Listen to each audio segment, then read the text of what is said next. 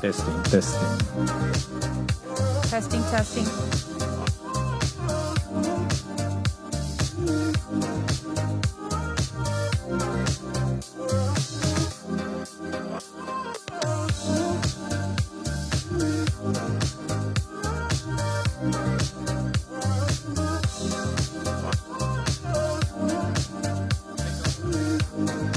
Hello?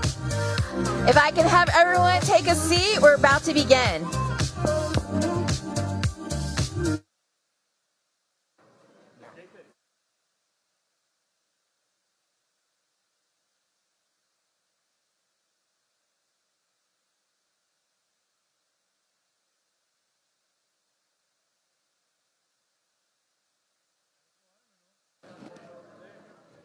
Test, test, test.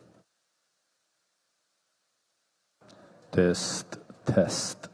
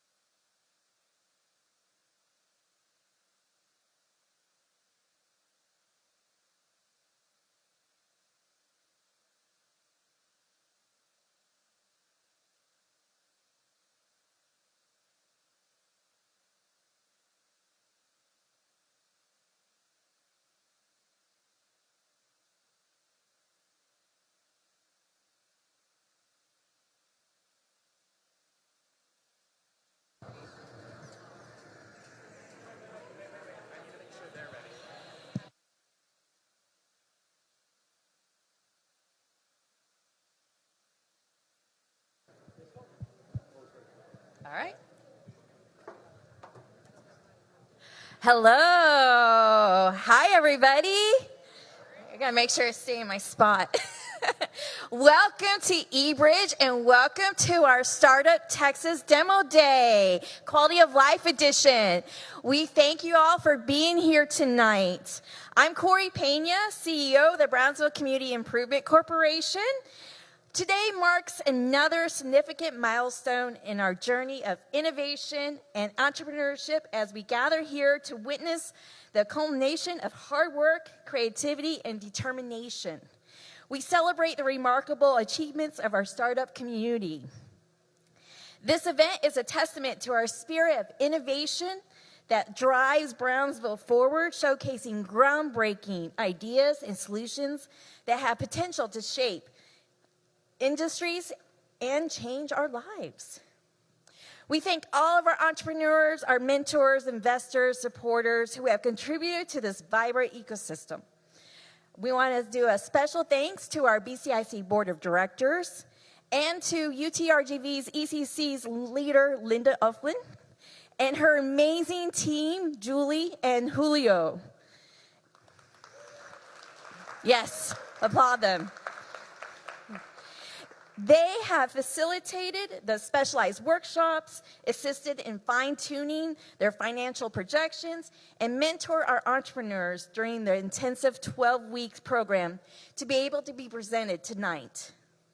So let's embrace the energy and excitement of the demo day as we embark on a journey of discovery, collaboration, and transformation. I'd now like to welcome Nathan Burkhart, BCIC's Vice President of Entrepreneurship and Innovation. He's going to introduce the judges as well as give you the house rules.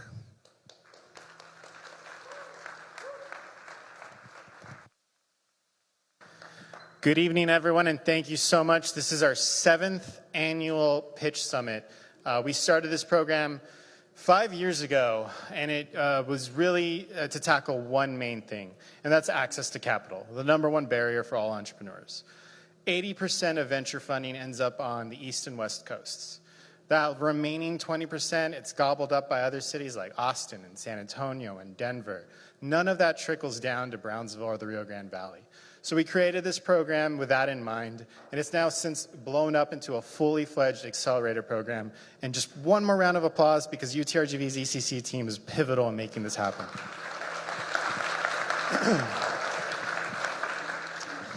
So some quick house rules. Please silence your cell phones. The companies you're going to see pitching today have been working for almost 14 weeks on these presentations, so just let's offer them that, that respect. No talking during the presentations. However, we have a lot of great beer and raw chocolate, as well as some food in the back, so please don't hold back on enjoying all of that. Just try to do so a little discreetly. No heckling or distractions. Save that for afterward. No questions from the audience, but trust me, we will have a startup showcase in our Blueprint Lab on the 2nd floor. You'll be able to ask them any questions you want. And again, try to refrain from cell phone use. I know that you know a lot of the presenters up here and you want to take photos, and that's fine. Try not to take so much video. This entire thing's being live streamed, so just live in the moment. And without further ado, I'd like to introduce our esteemed panel of judges. I'm sorry, I'm juggling a lot of stuff here in my hands. We have Juan Sebastian Garzon, the Executive Director of Alamo Angels.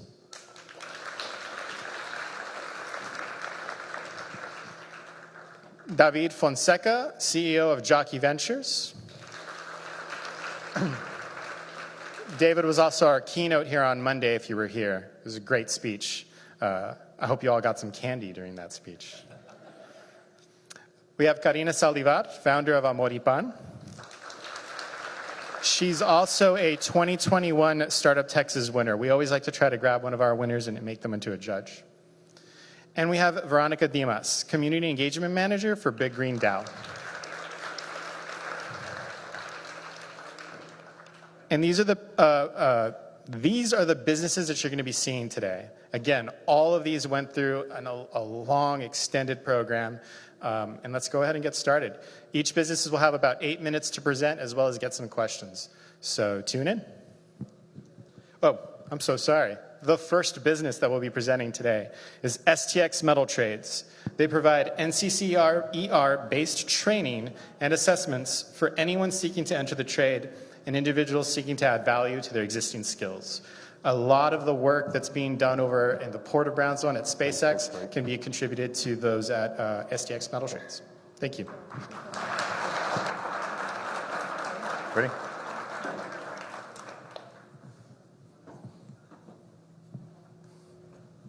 Hello, everyone. My name is Jason Medina, and I am the co-founder of STX Metal Trades. STX, the idea of STX was founded summer of last year with the intentions of reaching out to our youth and our adults in our community in the city of Brownsville. And we wanted to teach them skills that are in demand in today's ever-expanding workforce. Our mission is to provide industry-based training and certifications that leads directly to employment with first and foremost our local contractors, all while implementing a culture that promotes a happy, safe, healthy, and productive skilled worker. One of the shortages that our industry faces today, our local industry, is the shortage of journeymen. Many of our journeymen have left our area in pursuit of higher wages. We all know the wages aren't what we think they should be here in Brownsville, here in our region. This has created a problem. Our local contractors are left with the void of skilled workers, and they're forced to hire workers that may not have those skills available and pay them a wage fitting of those skills. We all know that greater skills demand better wages. However, in our area, on our local training centers, many of them do not provide the training and the certifications that these contractors want to see. This leaves too many people unable to obtain that job because they're lacking the certification and the skills to do that job that the contractor needs. This creates a revolving door, and STX Metal Trades is here to help put a stop to this vicious cycle. Our partnerships are very important to what we do. Through NCCR, it's a globally recognized competency-based curriculum, and it's only as good as its instructors. Our contractors, our partners that we work with, know that at STX we have experienced instructors. They know that we can teach the right way, and we can offer the certifications that they are looking for in each employee. This adds value to that employee, and it creates an asset for the client. Through this partnership, we're able to build a doorway that opens up to a more sustainable workforce.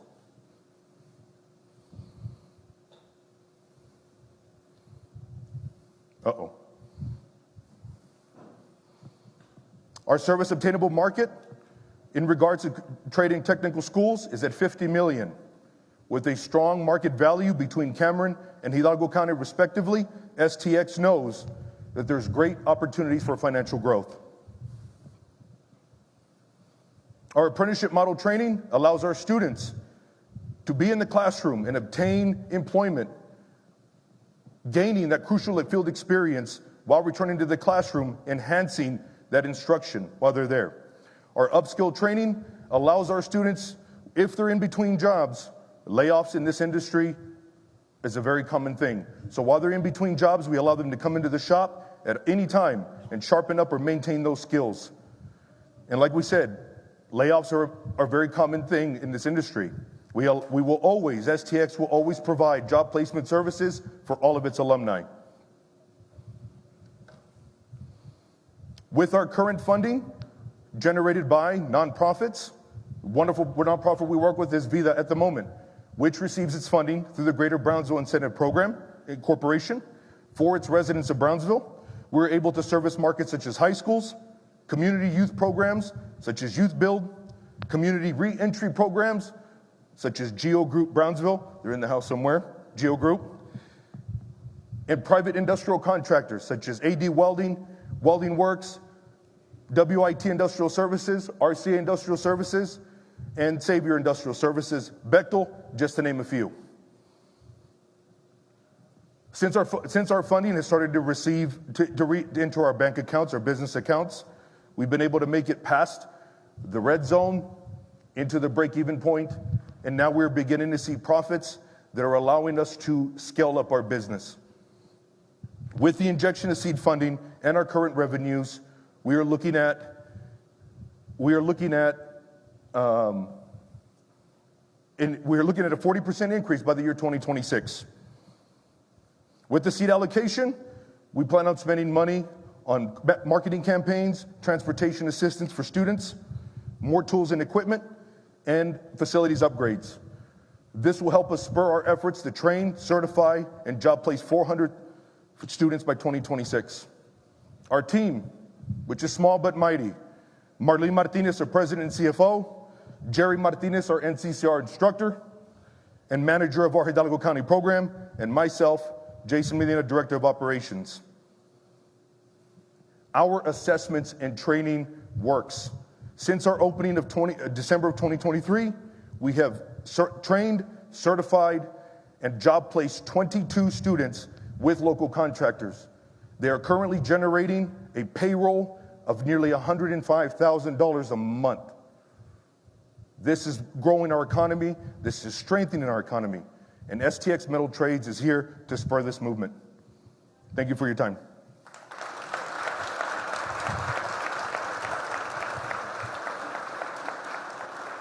Oh yes, Q&A.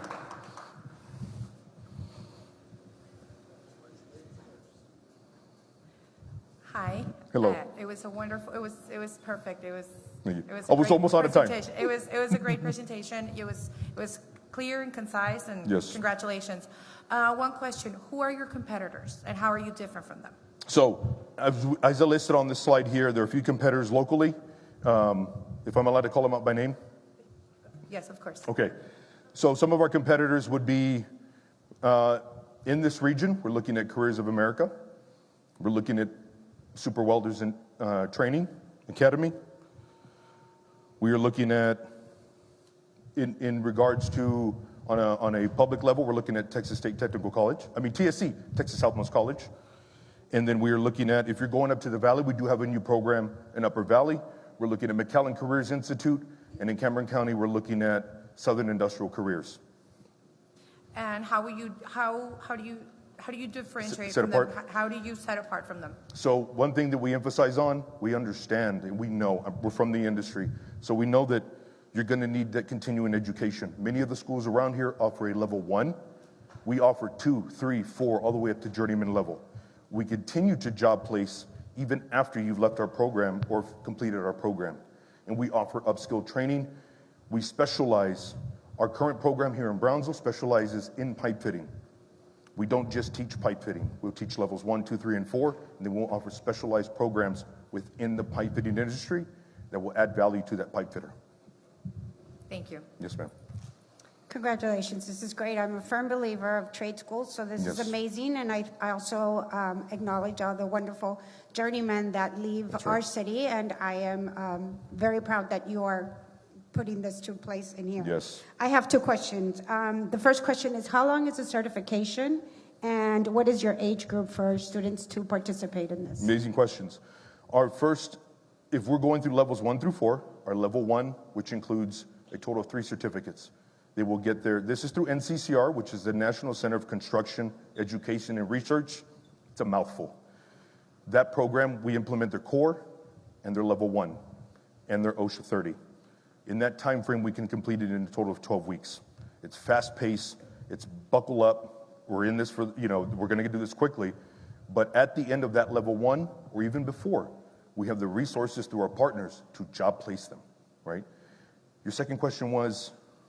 Age group. Age group. Oh, we get them as early as 17. We got plenty of 17-year-olds here in the group. These are all my students here. Jump.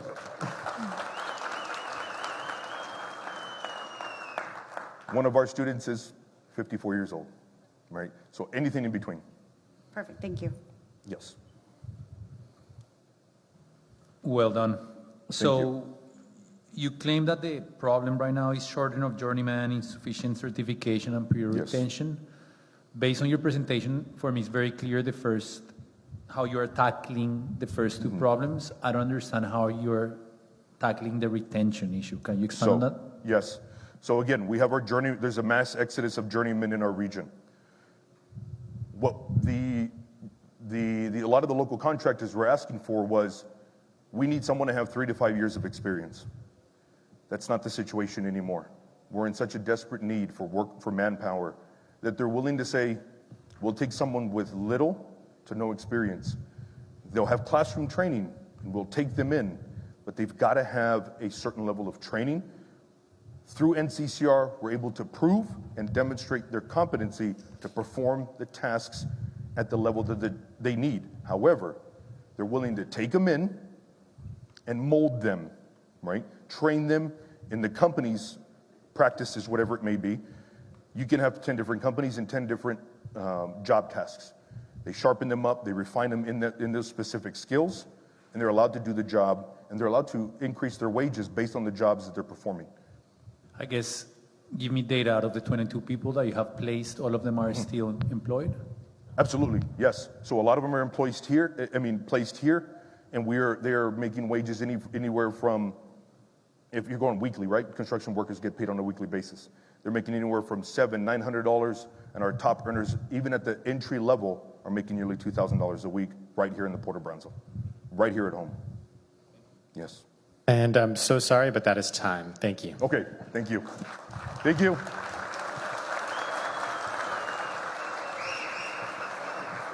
Give that and your clicker over there. That was a great presentation by STX Metal Trades. There's this renaissance happening in downtown Brownsville. If you were here 10 years ago, a lot of the buildings, this one included, they didn't exist. And a lot of that is due to the programming that we have at BCIC, but even more so because of the entrepreneurs that are following their dreams. One such entrepreneur is Studio CM. They curate handmade, sustainable goods sourced from Latin America, seamlessly blending design and functionality. Studio CM.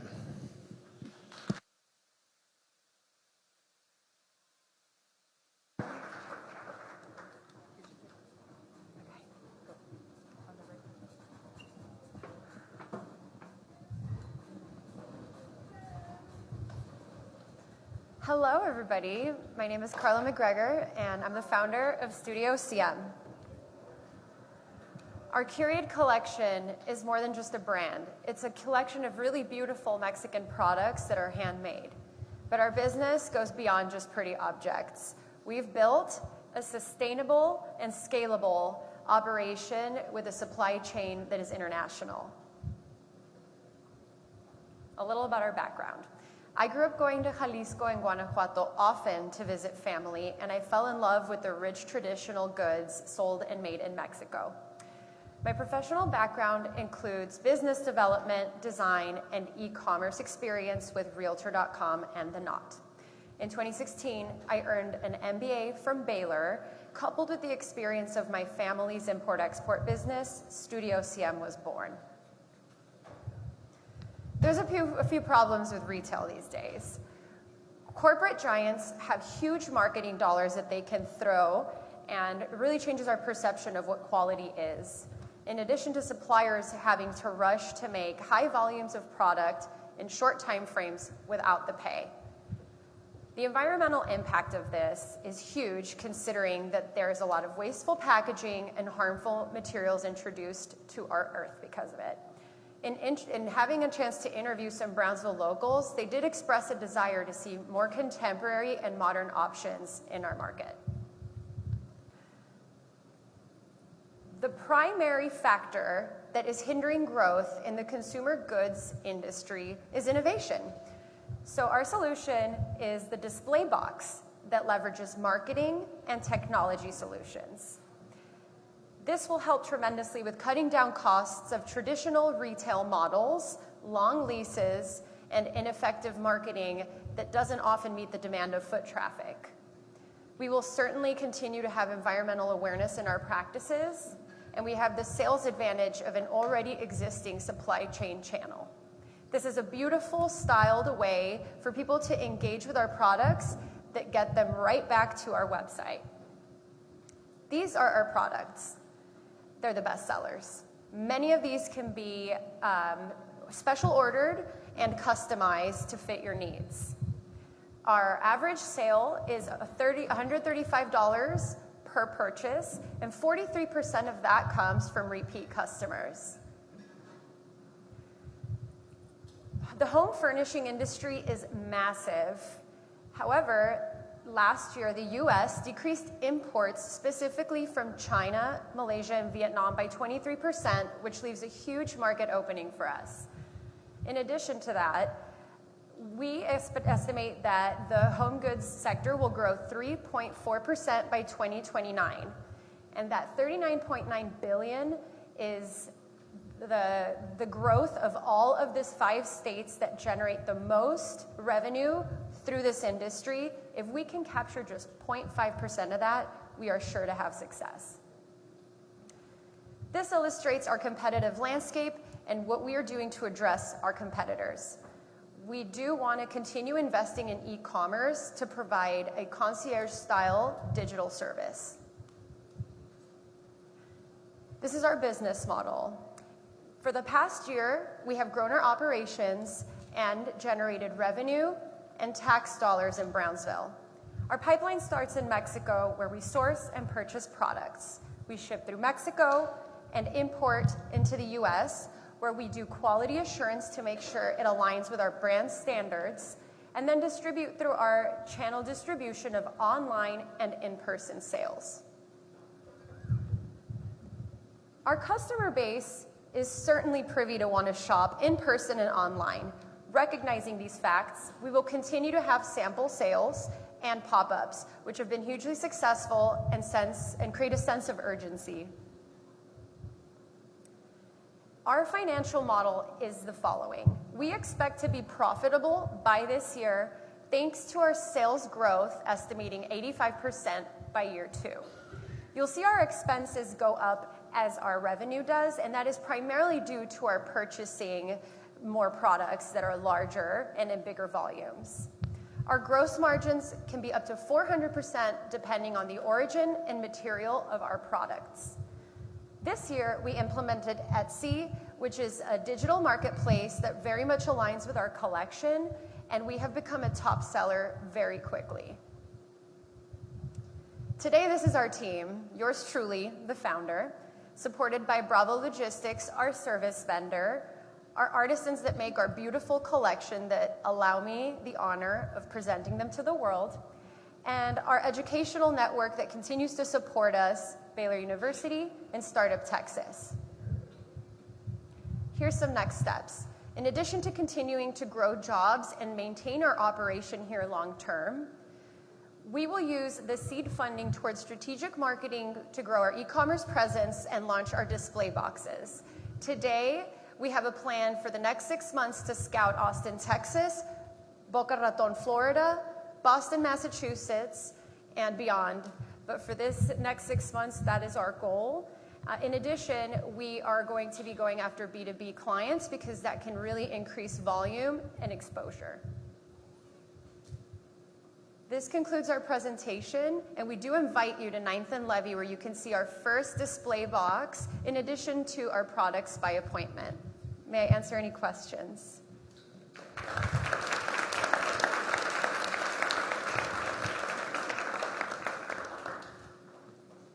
I'll go in first since I didn't get to go on the previous one. What is your name again? Carla McGregor. Carla, great presentation, Carla. I enjoyed hearing your story. Thank you. I can definitely relate. I'm originally from Colombia, and so is my girlfriend. And she's got a business where she imports handcrafted items from Colombia, selling them here in the States. And so it hits home when you are speaking about this subject. Some of the questions that I had for you, and by the way, great background. I love that you are implementing your experience from your education in Baylor as well as your e-commerce experience with Realtor.com and the alike. So I think that's definitely going to come in handy as you look at growing your business. Help me understand, how do you go about it seems like the innovative approach that you are taking in this whole thing, which caught my attention, was the display box. Can you tell me how, if you were to win this competition, how is that going to get you closer to achieving that on the pie chart that you provided? Unless I missed it, I didn't see it, but if you can help us understand that a little better, I think we can formulate a better idea on this. Sure. I've had the opportunity to experiment with a retail store, the traditional store, and I just didn't necessarily see that growing as much as the effectiveness and curiosity that a display box would spark. Even the example that I had is a lot prettier than walking by a store that you have no idea what it is. That doesn't spark curiosity. So by having the budget of being able to ask businesses, can we just borrow your display window versus renting an entire space, we minimize that cost and we can actually enter markets and test faster if they're responsive to our products or not, instead of investing in a whole store. I hope that answers your question. It does, but I'm a little confused now. So is it an actual display box, or you're asking the retailer to allow you to have a space within their So we're going to scout towns to see what our best approach is, whether there's a space that nobody's using, whether it's cheaper to go through R&D and produce our own. So the asset is either rented or produced, and that's something that this seed funding will really help us explore this year. Great presentation, Carla.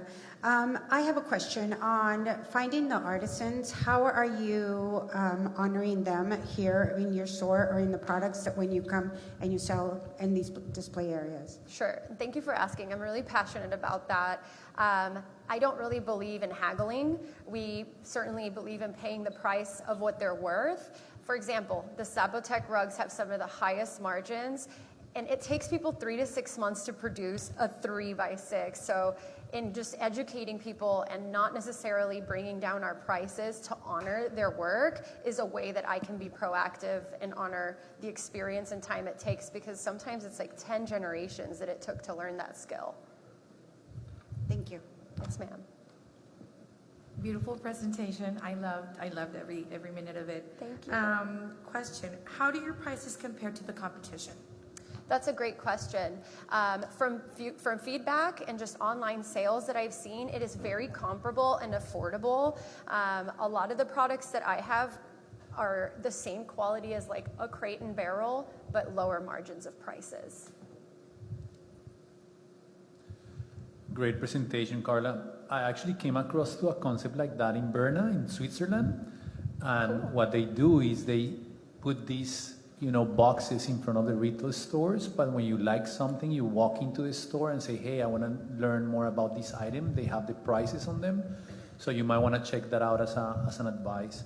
I guess my question is, how can you scale this pretty quickly, right? And how can you keep up with demand, given that it looks like your items are more unique and they are more in the, what I call in the right side of the highway, which are more high margin, unique, handcrafted. So maybe speak to us a little bit about how you intend to scale really quickly if this takes off. I may have mentioned that huge number, the 39.9 million being the top 5 states.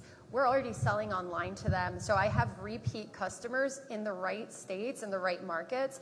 Online marketing is very expensive, which is something a company that is less than a year old doesn't have. So that seed funding going towards the e-commerce boost, ad spending, is going to be incredibly helpful. This past year, we did allocate funds to Google Ads and SEO, and it was so helpful. But you have the capacity to go back and forth and deliver the product on time to your customers that are here. Oh, well, Bravo Logistics has a warehouse ready to scale operations that is already doing international business. So I lean on their expertise as my vendors, and there's sufficient space to even grow employment within Bravo Logistics. Great answer. Thank you. Thank you. All right. Thank you.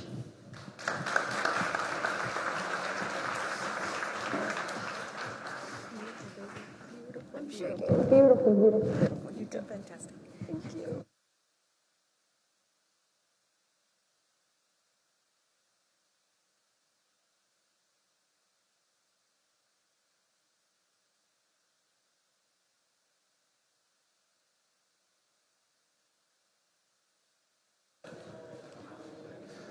All right. Thank you so much, Carla.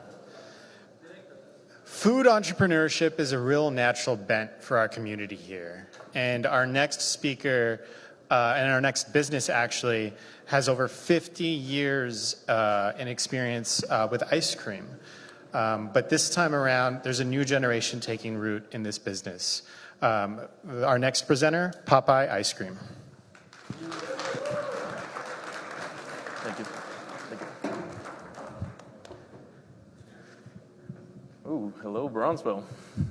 My name is Josh Contreras. I'm here to pitch on behalf of Popeye Ice Cream. To start our story, I'm going to have to start with my father. He's been in this industry for almost 50 years. And in 50 years, he's perfected his recipes. He started off in Matamoros, Mexico in the late 70s. By the 2000s, he had over 12 locations in Matamoros, just across the Rio Grande right here. but things were getting pretty tense in Matamoros. So he wanted to do something that was a little bit safer for him, safer for the family. So he opened up Popeye Ice Cream here in Brownsville, Texas in 2009. Things were going great until 2020 and the pandemic, and then things started to go downwards, unfortunately, including his health. So it was necessary for me to step in a little bit. So my wife and I, we left our very, very successful engineering positions in Boeing in Seattle, Washington, and upgraded to Brownsville, Texas, to take over Popeye Ice Cream. As soon as I got here, I did rebrand it to Popeye Ice Cream, and that is actually homage to my pop and I, so now it's a generational company. It's since 2023. So we have a new goal, and that goal is to lead the way in offering top quality frozen desserts, recognized for our unwavering dedication to quality, eco-friendliness, and meeting customer needs. By constantly pushing the boundaries of innovation and actively involving our community, we strive to revolutionize the ice cream scene, which we are going to do once we get past our next roadblock, which is the price. These premium products are not budget friendly. Unfortunately, with the increase in the ingredient costs, it has been reflecting on the cost per unit that we get to sell to the customer. We're trying to sell it to as many people as possible from all budgets, but the economy is not allowing us to do it unless we do something to intervene. And with my background in engineering, my solution is to tackle the production costs. By reaching maximum production efficiency, it will counter the inflation costs for ingredients and labor wages. So I do have a concept, I have a design that is in the early stages of the patent process that unfortunately I can't share today, but I'd be happy to share in the future with an NDA. But what it's doing is it's taking the more laborious aspects of this process and making it a lot easier for anyone to be able to produce. And we have a lot of things to produce. So we have over 70 flavors of ice creams, gelatos, sorbets, popsicle paletas, and if it wasn't obvious enough, I'm responsible for tasting every single one of them. We got gluten-free options, we have vegan options, we have sugar-free and no sugar added options, and all our products are eco-friendly. We're using eco-friendly machinery, and we're proud Go Texan. So for our market, our TAM is $11.3 billion. The market has been growing by about 2% every year for the last couple of years and is projected to continue to grow by 2% for the foreseeable future. Our SAM, which is within Texas, is about $708 million, so something we're hoping to be able to dip our hands in the next year. And our SOM that's here in South Texas, that's up for grabs, is about $25 million. So we have really great competition in this segment. We have national and local competition that is really, really great. We have a lot of respect for them. But what we're able to separate ourselves from them is the fact that we can maximize our manufacturing for the handcrafted and the homemade ice cream and paletas, not an industrially made ice cream and paletas. And the most important part is that we're going to keep our home base here in Brownsville. Our headquarters will remain in Brownsville, not just a franchise out of Brownsville. So how do we make money? 95% of it is our business to consumer. We have a brick and mortar that accommodates dine-in, drive-through, online sales, and we do have the ability to do catering with our popsicle carts that I just recently designed. We do plan on increasing this in the future, but right now we have 5% allocated to business. We have some really special collaborations that we work with other industries within Brownsville to make up the other 5%. So for 2027, these financials reflect the solution that I just presented right now. For 2024, we're looking at $375,000, which that's very conservative numbers with a conservative 30% profit margin. Between 2025 and 2027, we do plan on incorporating this solution that I just presented that will increase our efficiency so that from our one location, we can actually support 3 additional locations and get our foot in the door for retail distribution. That is our plan for the next couple of years. And then by that point, we're going to outgrow our current capacity from our one location. So we will be needing to open up a manufacturing facility, as what's demonstrated here with the timeline, and that's 2027. And then we'll be able to scale up the way that we make it from what we were able to figure out with this one location in 2027 to be able to have output to support franchises across Texas. So with the hopeful seed allocation that I get from today, we're going to be securing a little bit more funds. The budget I have is about $60,000 to complete this project. That includes prototype and final product and the certification needed for it. We're going to use 30% of that to recover on the patents, which is very pricey, and 15% of the R&D, that's for the actual physical mock-ups that we need to do. I am trying to make it so that someone in a wheelchair can produce these things. And then 5% buffer, if anything got underestimated, the buffer will allow us to stay within budget. So for our team, the founders are now my advisors. It's my father and my sister who had started this back in 2009. It's myself, my kid, and my wife, the VP of operations. My kid is the future CEO. And I couldn't be up here tonight if it wasn't for the Brownsville Chamber of Commerce, UTRGV, BCIC, my local collaborators, and all Brownsville. Without my customers, I couldn't be here trying to make it as cheap as possible to make even more customers enjoy these products. So it's very obvious that we're Team Brownsville, and I'm happy to say that Brownsville is Team Popeye Ice Cream. Thank you.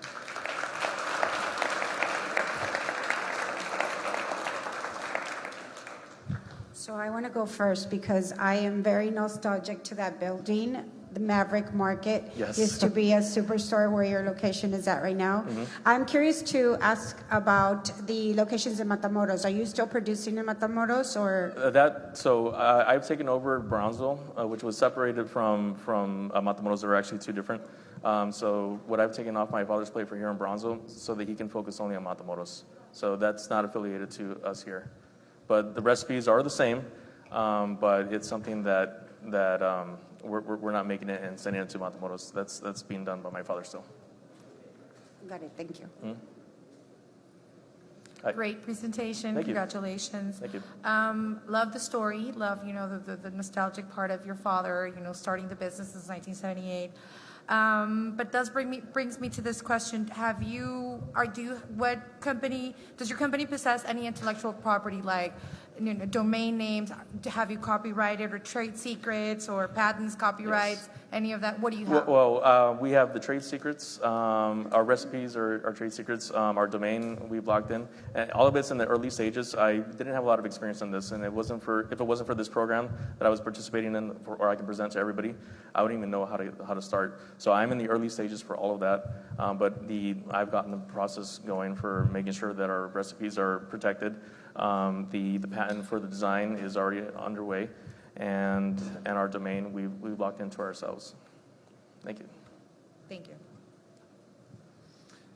So I'm highly addicted to ice cream, highly dependent on it. So I would love to try it. Samples. They're asking me to ask for samples. It's not me. They're asking. Yes. Yeah. Well, if you are interested in what I'm having to say, if you can meet me upstairs, I have samples for y'all. I'll be there right. All right.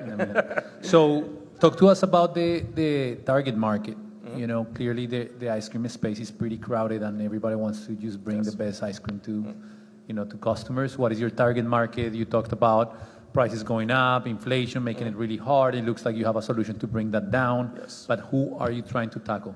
Really, it's the younger generation. So what's been pretty fun about taking over something that had been around for a couple of years is that these folks that are now coming to us are like, hey, I used to come here as a kid. So my goal is to continue that, now going to the next generation, locking in the interest from their children so they can come to us, and then their children can come to us. So I'm targeting the younger market. And the design that we've gone to is supposed to be something fun. The name is supposed to be something fun. Our initials are PI, something that is very much reviewed at the school level. And we're trying to make it as fun as possible for the younger market. Josh, we need more of you. You went to Seattle, you got educated, and came back to Brownsville, and I think that's the purpose of places like this, right? To provide the support for stories like the one that you've shared with us. Thank you. Help me understand, because I got a little confused as you were sharing your plans. Mm-hmm. It seems to me like you're looking to create a very unique piece of machinery that will help achieve your goal of decreasing those expenses. Yes. At the same time, you are looking to expand your business and go from 1 to 4 and more locations. That's correct. What is it that you're focused on, and how do we, what if you were to be the winner for this competition, how are you going to use that funding? Well, the priority is making sure that this design goes through. I don't want to scale up until we've reached our maximum efficiency. We have still a very laborious process today with the way that we make things, and I think it would be problematic to expand now when it's already laborious, and all we're really doing is scaling up the amount of labor needed to be able to accommodate multiple locations. So the priority right now is making sure we get it as efficient as possible, and at that point we scale it up so that we can offer it to as many people as possible and counter the increase in our ingredient costs. Thank you. All right, thank you very much, Josh. Thank you.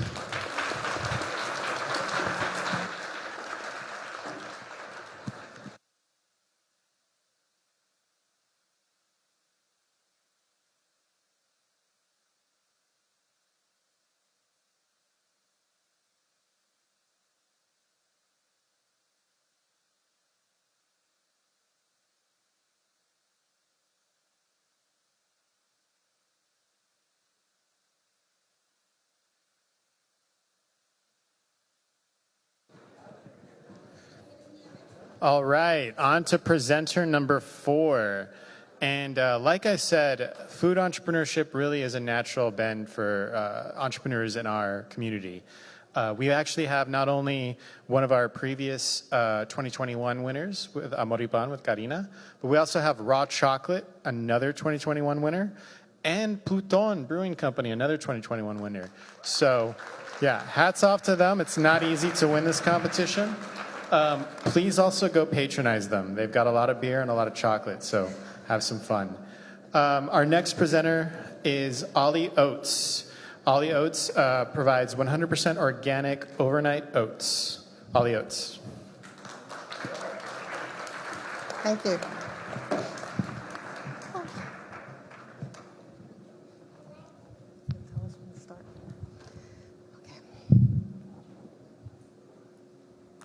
Good evening, ladies and gentlemen. My name's Olivette Fisher, and I'm a Brownsville native and the proud owner of Ollie Oats.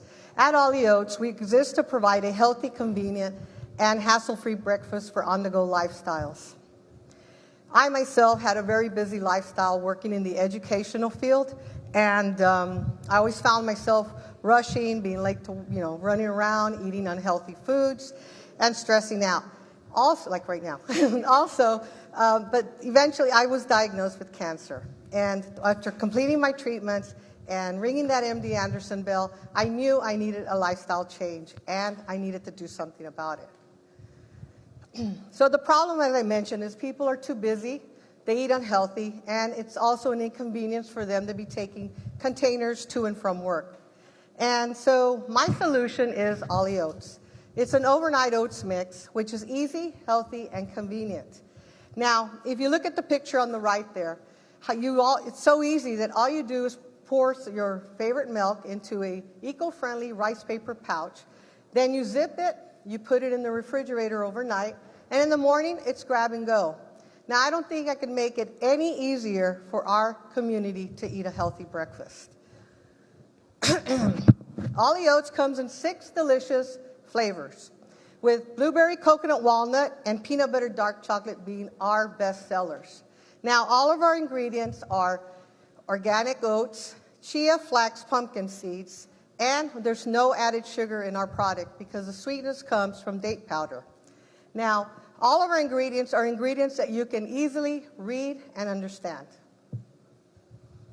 Now, this is the total breakfast cereal market. And currently it's valued at $11.7 billion, okay? Now, there's a sub-market in this market called the ready-to-eat breakfast cereals in the green, valued at $2.3 billion.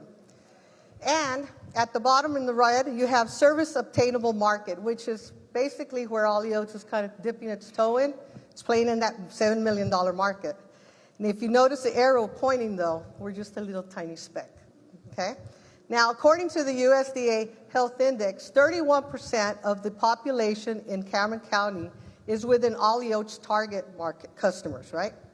So what does that mean? That means that Ollie Oats has the potential to gain enough traction to move forward in that $7 million market.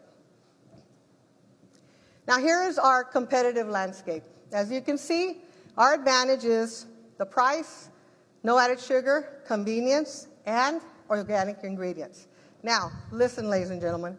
While my competition has you going into their store and driving through their busy drive-thrus, with Ollie Oats, you can just prepare it in the comfort of your home. In a survey I conducted, our target customer is a 25 to 45-year-old person. They are health conscientious, they have busy lives, and they have disposable income to spend. Now, our distribution channels are selling at local farmers markets and specialty shops. We also have a website, ollieoats.com, that we sell directly to our customers and we ship in the United States. Now, our futures are to add online subscriptions and expand our market. Got it? Okay. All right. And here we have, last year, we actually produced and sold, this is hand by hand myself, okay, and sold 3,947 units. That for a gross margin of 35%. Now, this current year, we're on track with our projection of 6,000, close to 6,000 units, which is 25% more than last year. Now, with additional equipment, the right equipment, additional help, assistance, we are projecting close to 9,000 units next year, which is an increase of 55%. That is double the production that we did when we started. Now, in March of 2023, just last year, since our first sale at the Brownsville Farmers Market, Ollie Oats has been on the go. And currently, we've secured a space in a commercial kitchen, and also we have been honored to be featured in the Edible RGV magazine. Our plans are to increase capacity and expand our market reach. Now, how is Ollie Oats going to utilize that $40,000 that we're going to win today? We're going to use those funds to support the following: infrastructure, machinery, hiring local employees, and advertising campaign. Now, those $40,000 is going to be a game changer for Ollie Oats. And not only that, we hope that you join us on our journey to expand Ollie Oats from Brownsville, on the border, by the sea, and beyond the RGV and Texas. This is a team, myself, and my lovely daughter, Emily Fisher, who does my social media. And also, we're very privileged to have the support from the following entities shown at the bottom. Here we have a doctor who recommends our oats because of the health benefits, working professionals like our oats, and also we have a working mom with an active toddler who likes to use our oats. And at the end, we have a local business owner who sells our oats in her shop. Now, I want to see Ollie Oats in everybody's mind when they wake up in the morning. And the only way I can do this is with your support. So thank you for your time and your attention. And at this time, I'll entertain questions from the judge. Thank you. Judges.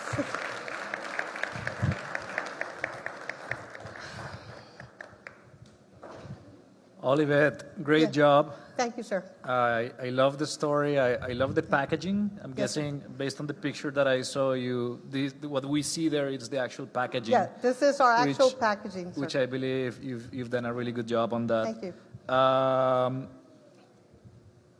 How much does it cost for us to get one of those? It's $5 a pouch.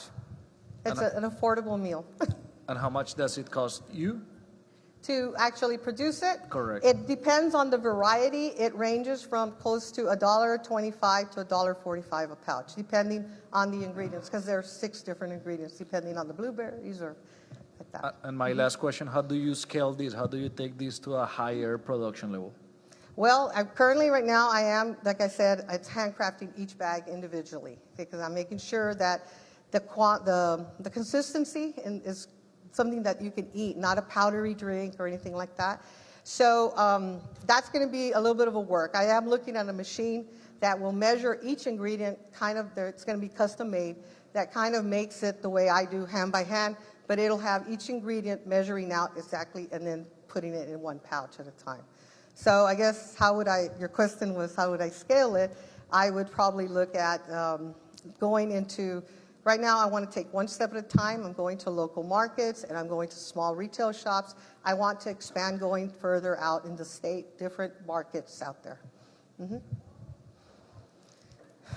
Hi, Ollie. Hi there. I am a fan of the product, and Yes, ma'am. I do remember taking it home from the farmer's market, and shout out to all farmer's market vendors, because Yes, you guys make it look very easy, Yes. but this is a lot of work, and I recognize also your passion on your product, so congratulations. Thank you. How do we convince little ones to eat oats rather than have a French toast or a pancake? I think, this is when you're talking about going through these drive-thrus, and how do you convince the customer to have oats, which is a healthier, than Yes. maybe picking up a banana nut bread muffin? Well, we've only been open since last March, or 2023, and yes, that is a toughie because we all love the sweet stuff and everything, but education, that's all I've been doing. Is I give out samples. People, they hear no added sugar, but once they taste the sample and they realize that the date powder and the fruit gives it this natural sweetness, they start thinking, wow, I don't really need to add all that extra sugar. Some people will add honey or maybe sugar-free maple syrup to it. So basically it's education and trying to just give out samples and talking to the people. Mm-hmm. Thank you. Congratulations, And Ollie. advertising as well. Sorry. Congratulations, beautiful presentation. How many bags are you producing a day by yourself? Like, how many bags can you get out in a busy day? You're on it. How many bags can you make? Me, myself, in one day, I could probably do between 125 to 175. Mm-hmm. Yeah. Good presentation. Thank you. So, do you know how your costs compare to other competition? Do you think 35% gross margin is good, bad, average?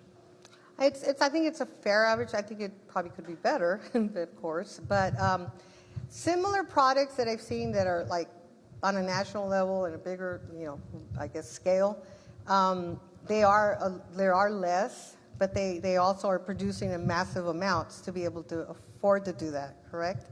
And also with mine, I do know I am using very quality ingredients, and they are pricey. So I'm having to kind of stay with the costs like that. Yeah, I think my only comment will be, I think the impact of the company, if you really want to be an impactful company, Yes. will be through the widespread of the product. So you're going to have to, buy in bulk, economies of Yes. scale, bring down the cost, and probably push that gross margin Yes. up, because once you enter retail stores, or even shipping is very expensive, I don't think Yes. 35% is going to be good enough. I was thinking more like in the 60-55% is what I've seen. But congratulations, I'm gonna be a customer. Thank you. All right, thank you, sir, very much. Are we done? Thank you so much, Ollie Oats. Wait, I have one more question. Before you go, and I'm doing a repeat question. Do you have proprietary intellectual property on your name? Have you registered it? Trademarks, something? No, I have not currently. No, I have not done that. But that is something that I'm looking into. right. Yes, ma'am. Good question. Thank you. That it? All right. Thank you all.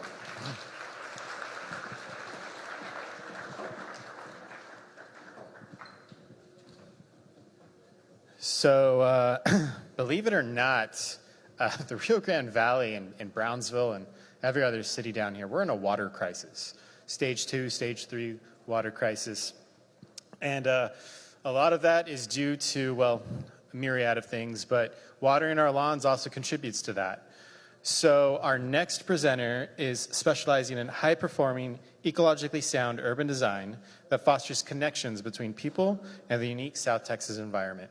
Introducing SABAL.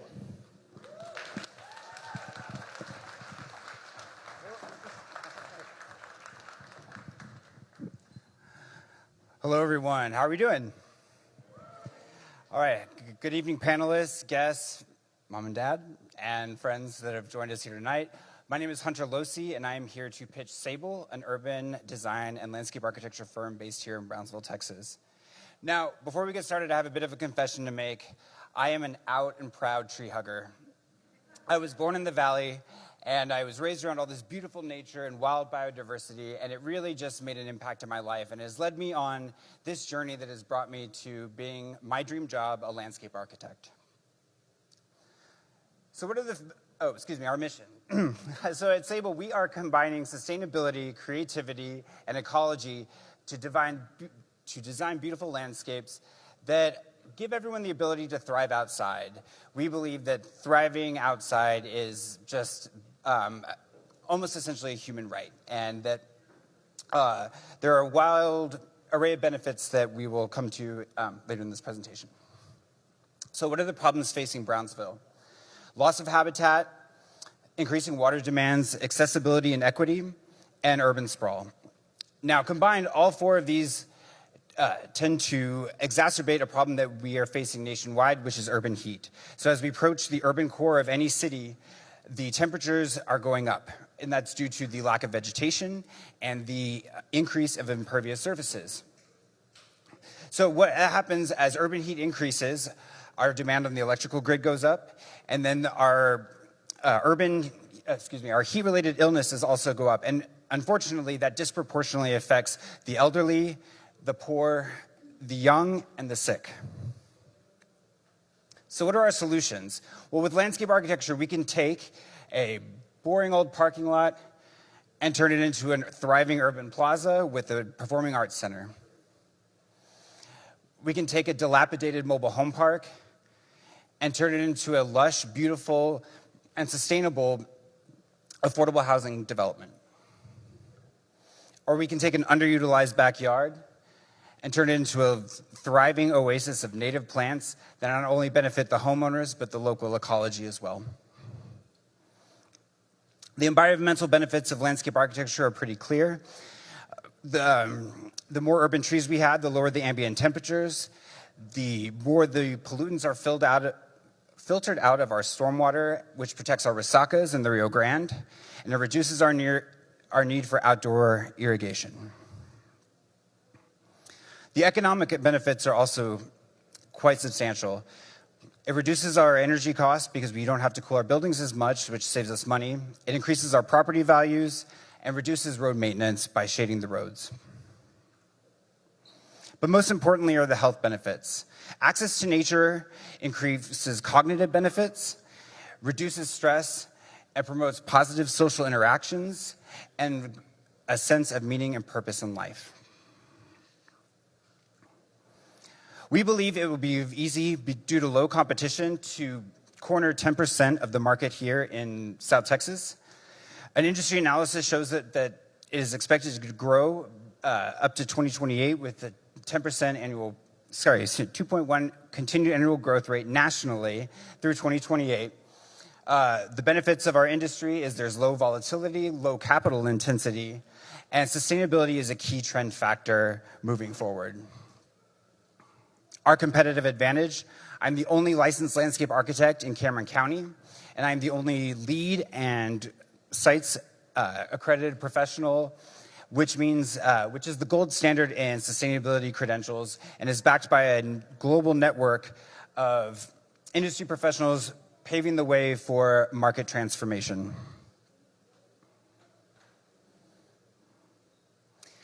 Our business utilizes three models: B2C, B2B, and B2G. So we work with a variety of clients like homeowners, architects, engineers, and developers, providing a range of services.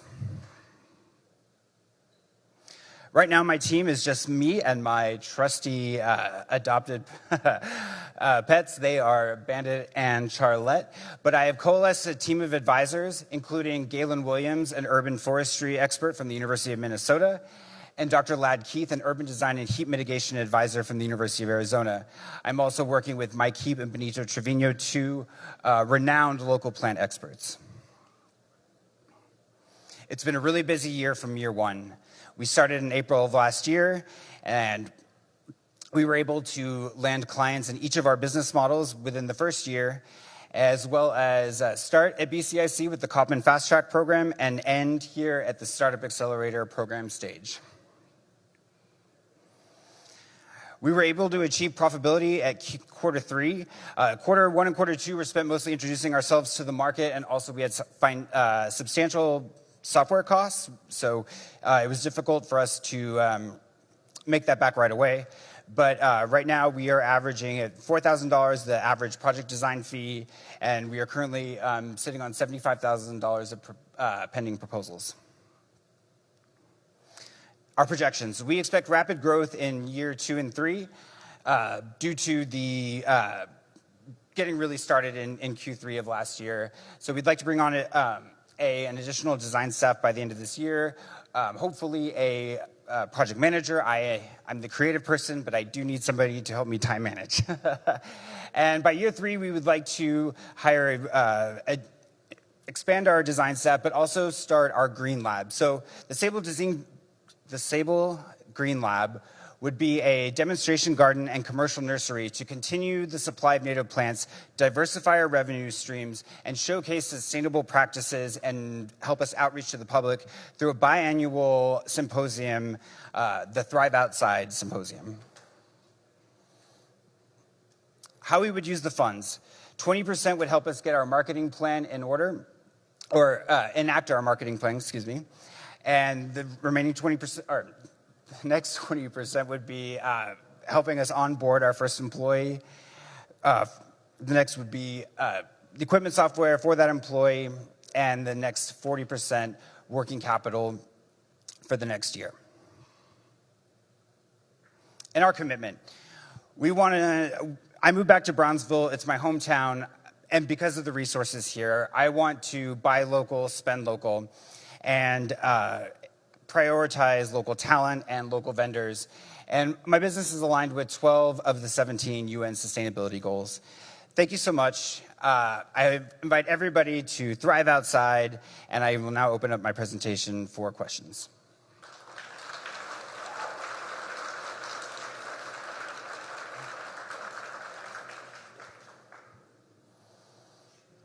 Well done. I'm familiarized with the United Nations sustainability goals, and I know those are very hard, to align with, and the fact that you're with 12 out of the 17 is pretty remarkable. Congratulations for that.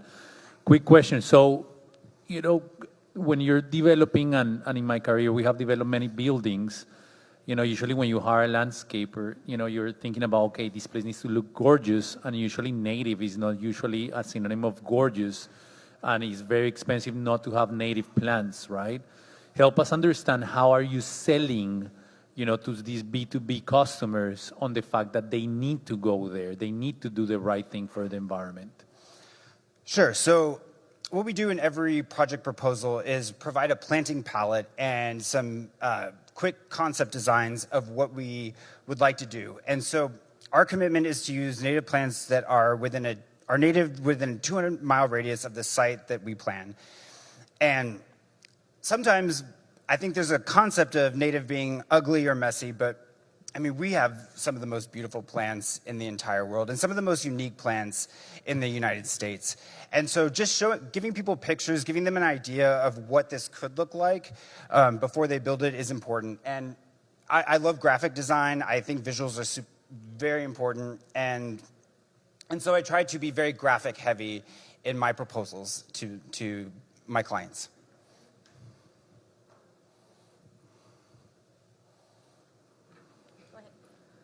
Hunter, good presentation. Help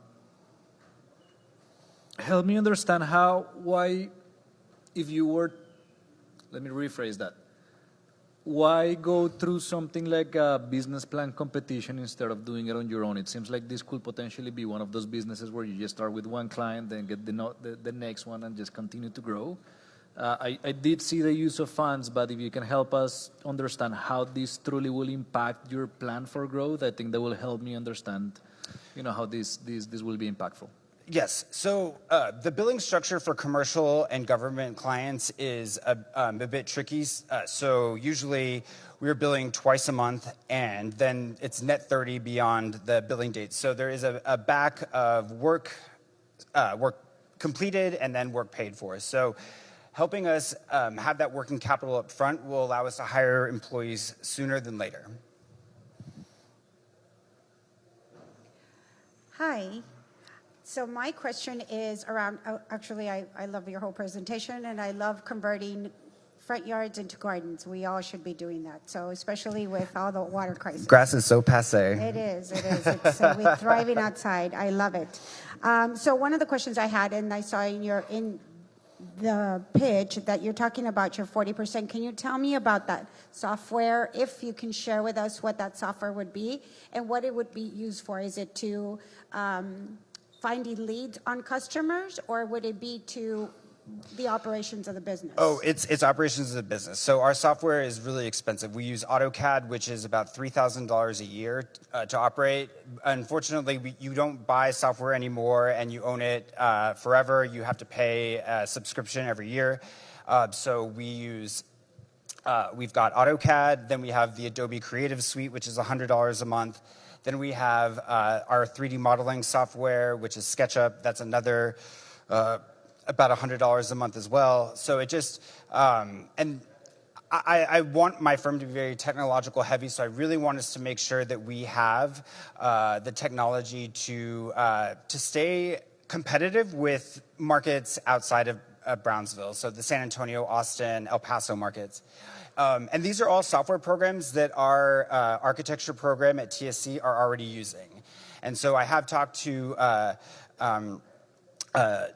Dr. Adriana at the TSC program to kind of introduce myself and talk about how I can facilitate internships or jobs with our local talent and how I can cultivate them or cultivate the students that are interested in landscape architecture and provide the resources they might need to pursue that career. Perfect. I have another question. We are at time. I'm so sorry, Veronica. Well, I'll ask you upstairs. Okay, sounds good. All right, thank you very much. Thank you so much, Hunter. What?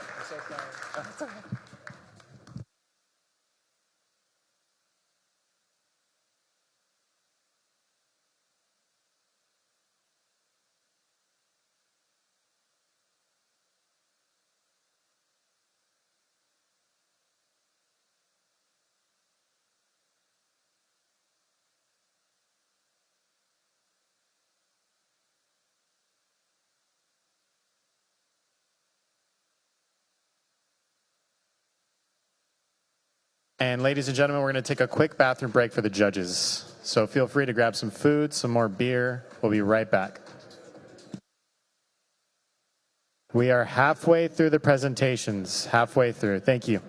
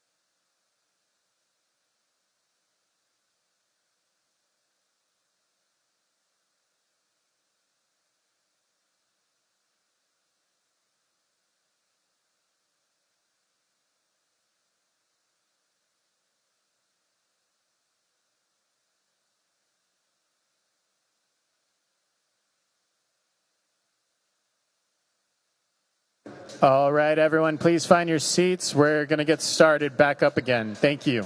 Please find your seats. Take a seat.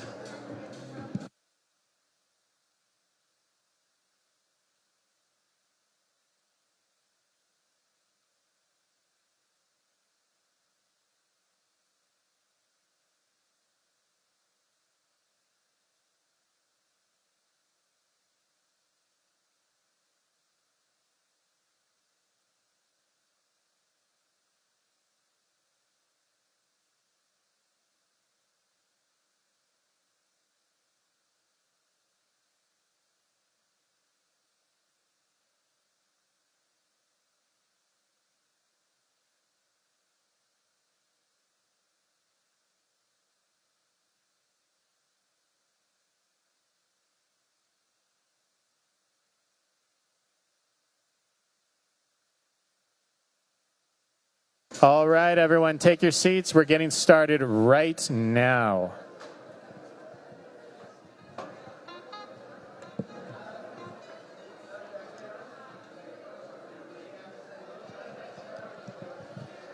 All right, everyone, thank you. Thank you, thank you, thank you, thank you. Please take your seats. Take your seats. All right, so the Rio Grande Valley, like we said, it's always been known for food entrepreneurship. It's also known for a budding little tech industry, but believe it or not, we're actually known for fashion as well. If you look back at our previous Quality of Life winners in 2021, hey guys, really, please, thank you. If you look back at our previous winners from 2023, actually, we even had a modeling and casting agency win second place. So, representing Masxoro, a luxury atelier creating custom fitting high-end fashion brands, our next presenter, Masxoro. Thank you. Thank you. Hi, everyone. Thank you so much for coming. I first want to start off by thanking each and every single one of you for coming to today's event and showing up here and believing in a better quality of life for Brownsville, Texas. So thank you all so much, okay? Now, when I say Brownsville, Texas, you probably don't think of luxury, right? Well, I'm here to say, why not? Brownsville, unfortunately, has a stigma as to what is to be seen and expected here. Unfortunately, people think we do not deserve luxury here, but I know that we do. Brownsville is deserving of so much more, and people here need to realize that. That is why it is my mission statement at Masxoro to nurture, grow, and inspire Brownsville luxury, its sewing community, and those who explore artistry through fashion. As of right now, there are currently no high-end luxury brands based here in Brownsville, Texas. Now, this is a tremendous problem.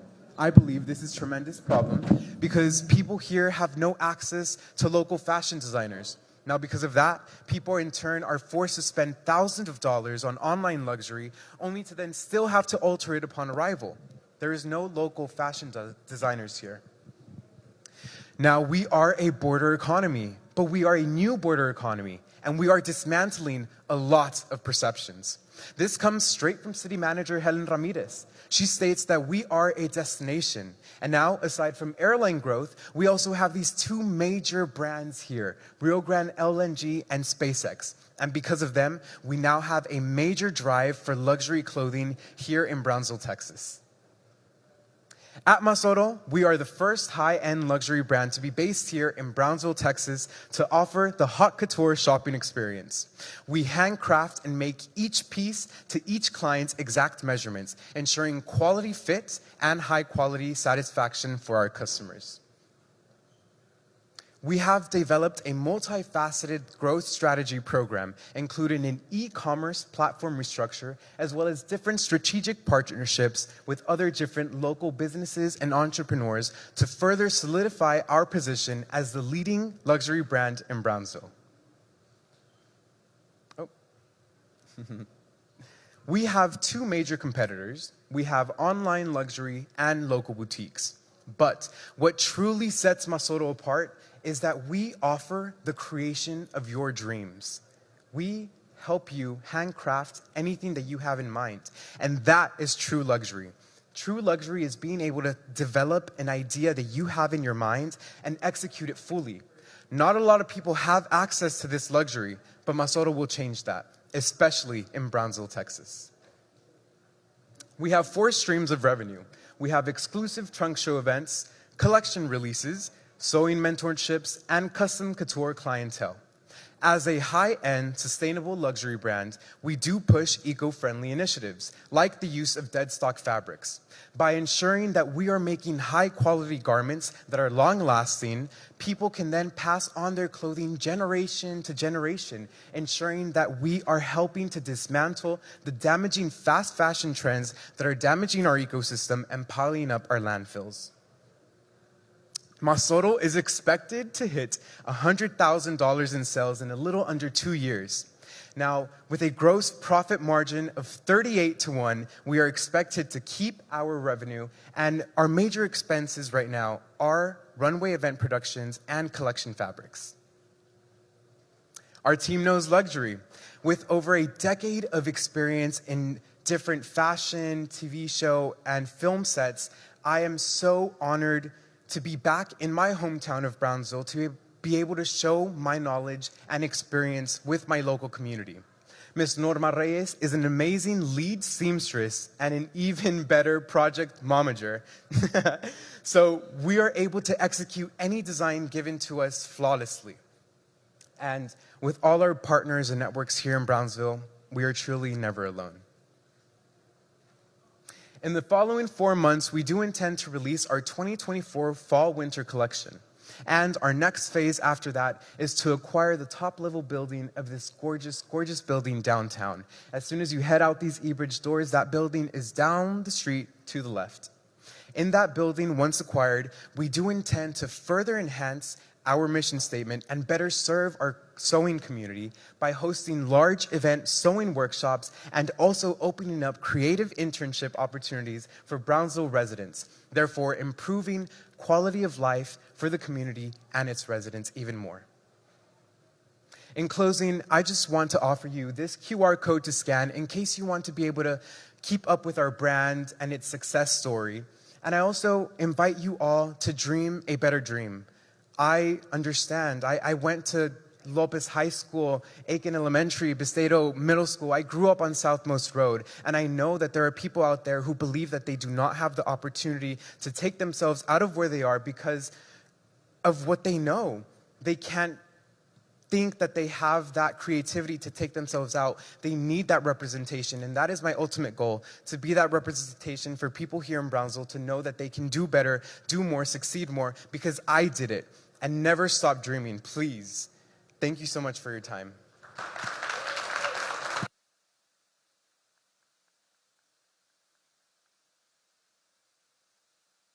John, congratulations. Thank you. That was very inspiring of the last part and everything that you're talking about. My mom was a seamstress, so I know that it is important to support that trade too. Can you tell me a little bit more about the business concept? Is it more about creating a product, or can you tell me a little bit more about that? So our business model, we do custom couture.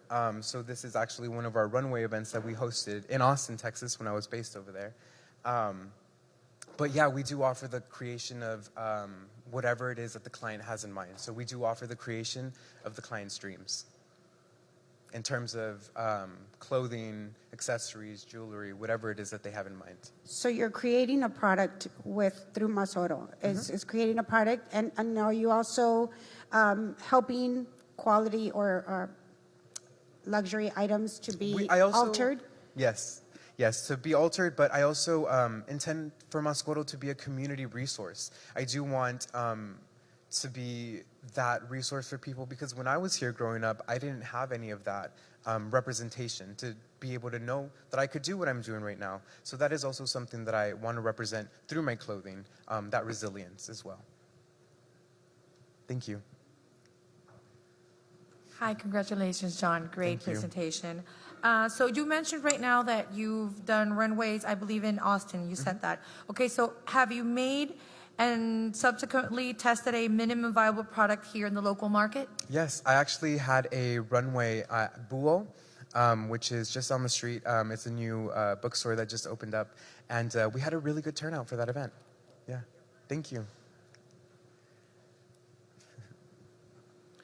John, it looks like you're looking to position your brand in Brownsville, and that seemed to be the problem that you're trying to solve. Many other places have luxury brands, but Brownsville does not have one. Yeah. My question to you will be, are you seeking to conquer the Brownsville market and then continue to grow, or what is your plan looking forward? My idea is to share Brownsville's style as well as its luxury, because Brownsville has its own style, you know, it has its own voice, and I do intend on showcasing that to other regions and places. I do intend on dominating kind of the Valley market first, and then expanding from there on globally. So what you're telling us is you're going to get inspiration, release new collections, expose those collections in other markets, and start growing. What do you need the funds right now for? Right now, I need the funds to acquire this, not to acquire this building, but to acquire this building faster. If we are able to get the funding, we will be able to move into this building within the next 8 months. Are you currently in e-commerce or not? We are e-commerce. We do sell on Instagram, but we also sell through custom couture clientele. So people that we meet, or people that I meet, or people that, you know, word of mouth reference us. That's how we get our business as well. It's more exclusive. Thanks. Thank you. Thank you so much. Thank you so much, John.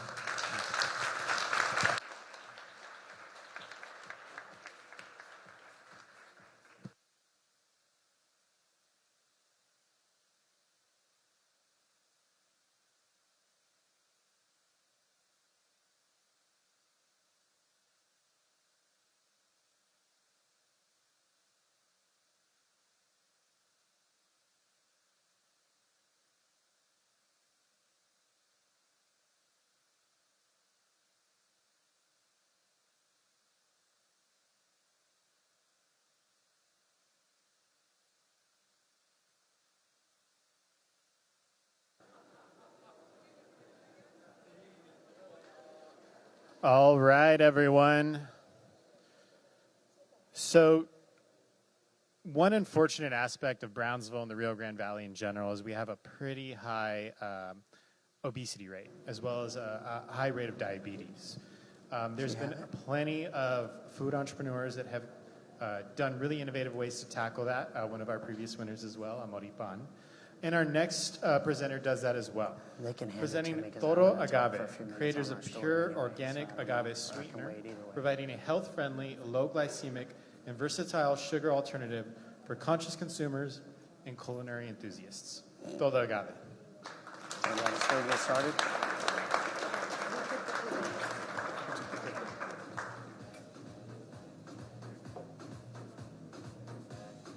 One second, everyone. John, can you bring the clicker down?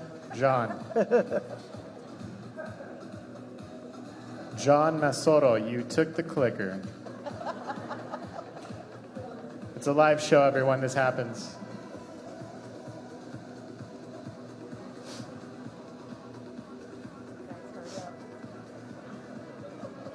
All right. Thank you. I'm so sorry, man. It's all right. You get prepped up and then that happens. It's all right.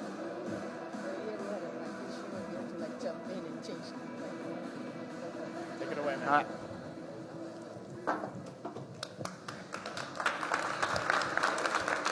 Okay. Hi, my name is Todd Day. I want to thank all of you for coming out here, giving me the opportunity to talk to you all about our company, Todo Agave. So I really want to start with a story of how it came about. About a year ago, I was doing consulting with an agave supplier. I walked into a friend's bar, and I look up there, and he's taking natural flavors, and he's infusing them into agave, and he's making these fantastic drinks with it.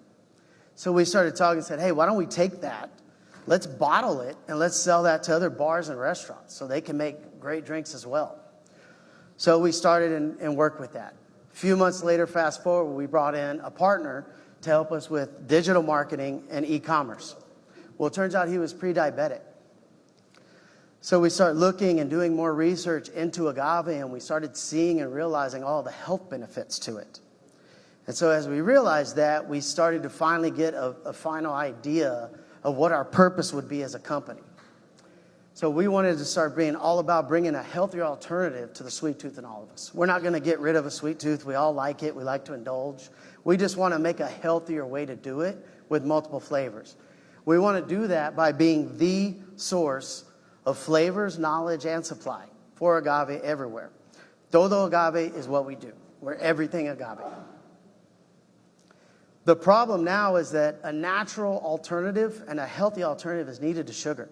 There's millions of Americans with diabetes and pre-diabetes, and if you go past America, they're everywhere. Obviously, there's no substitute for a healthy diet and exercise, but when you look at just the average person, 13% of what they take in terms of calories every day is from added sugars. Well, if you look at sugar, there's basically no healthy vitamins. There's nothing healthy about it. And that's where Todo Agave comes in. Todo Agave has natural, healthy vitamins in it already. It's 100% organic and natural. It's a low glycemic index. It's gluten-free. It really checks all the boxes for a healthy consumer of what they're looking for. But on top of that, it's 30% sweeter than sugar. So what that means is you could take a cup of agave and it would equal a cup and a half of sugar. So not only is it healthier for what you're putting into your body, but you're putting less of it into your body as well. So currently, we have 6 different products and flavors that are available to push out into the market. We've already worked on about 15 other flavors that are out there in development that we're ready to produce.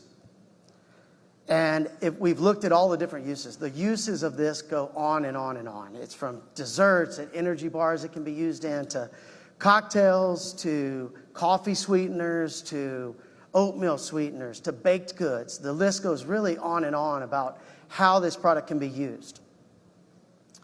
The total addressable market is $13.6 billion for the sugar processing market. We know we can hit into that market, but that's more long-term goals for us.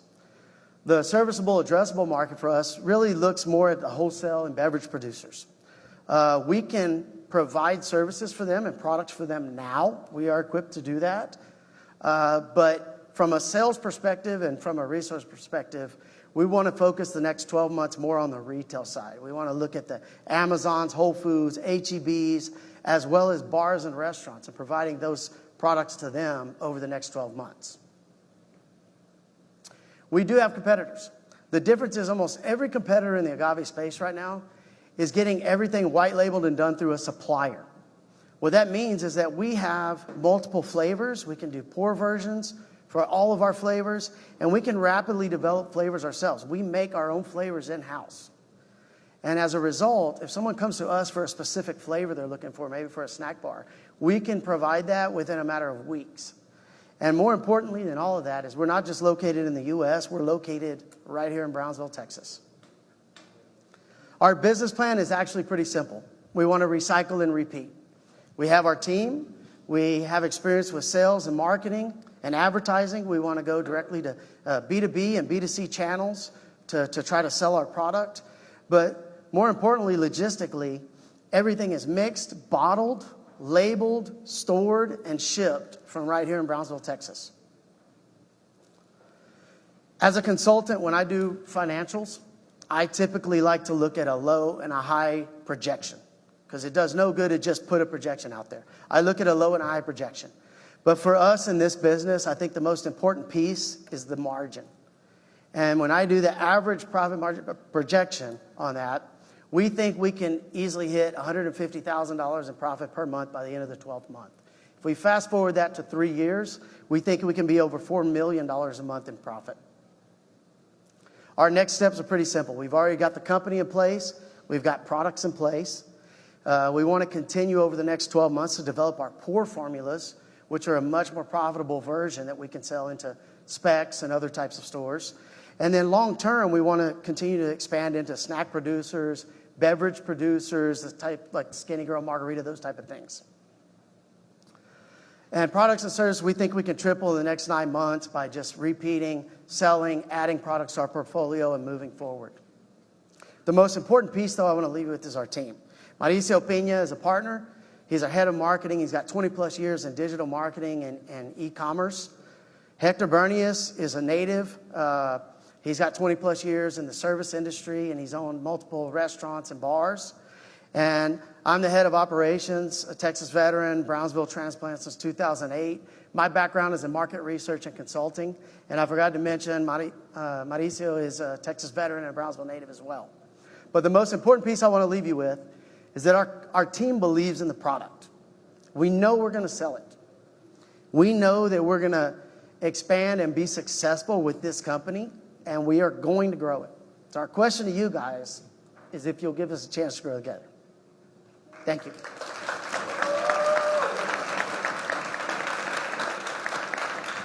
Questions? Hi, Todd. Hello.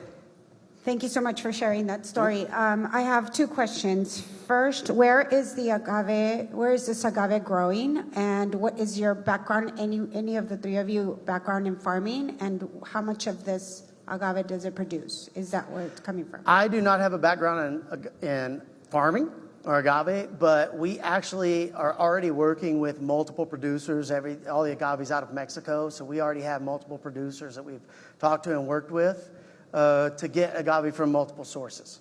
Because sometimes agave can go out, tequila is the #1 product. So we already have set up and started working with multiple producers. Okay, so the agave is coming from somewhere else, and then you all are making the product here. Yes. Is that what? The agave comes into Brownsville, pretty much wholesale, large totes, large quantities, and then we mix all the products and make all the flavors and the products and bottle them here. Perfect. Okay, and then and then your background with how much of this agave is produced. I assume that someone knows how much agave you all will need for each of these. For this product? Yes. At the moment, we're looking at pallets at a time, so we're looking to grow. We have plenty of capability for that. I mean, 1 pallet is thousands of bottles that we can sell into the market. So at the moment, we have plenty of agave as a source available, and we intend to, as we grow, continue to keep stockpile in our storage facility so that we always have some to be able to provide a product.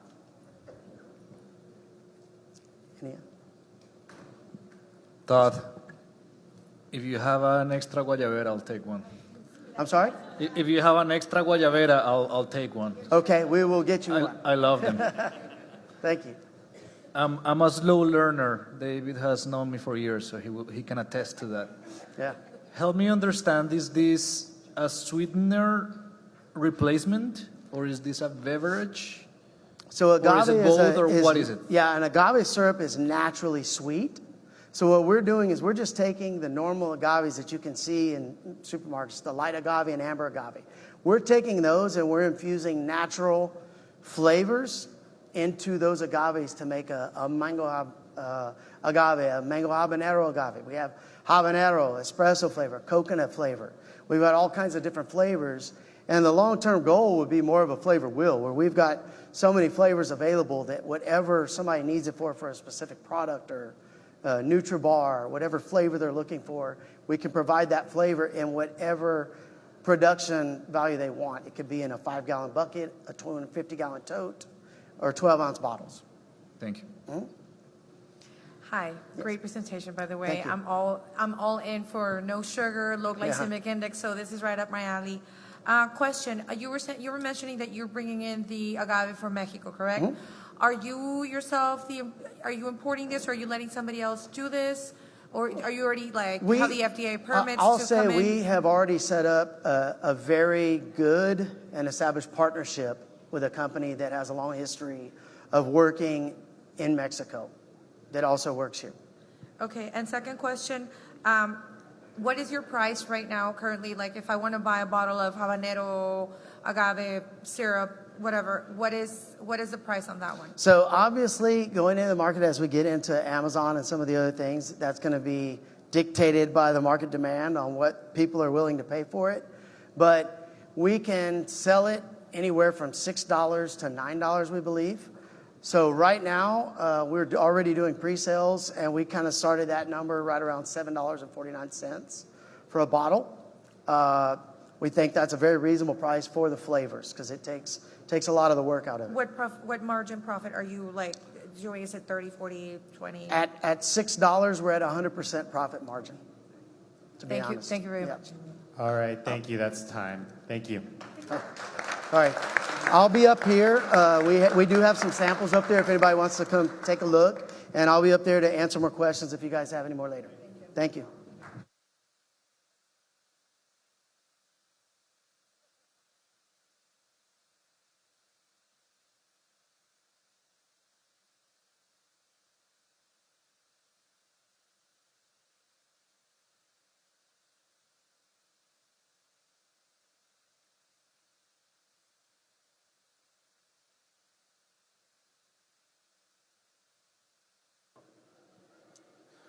All right, y'all, just a few more presenters left. We've got this really great path of entrepreneurship here at the eBridge Center.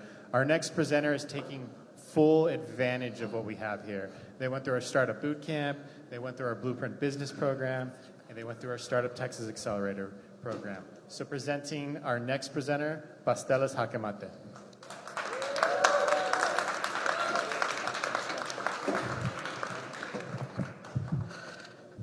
El señor de los pasteles, my dad used to say that when you're having a meal, the last plate is called dessert. When you're playing the game of chess, the last move is called checkmate. In Spanish, that's jaque mate, the name of our company, where we're reimagining how people enjoy cake. Now it's my turn to continue the legacy. We provide freshly baked happiness in a sustainable way to satisfy cravings around the world, one cake at a time. It all began when my mom had a late-night craving for cake. We've all been there, right? According to the National Library of Medicine, this is very common. Almost all women and 7 out of 10 men experience cravings.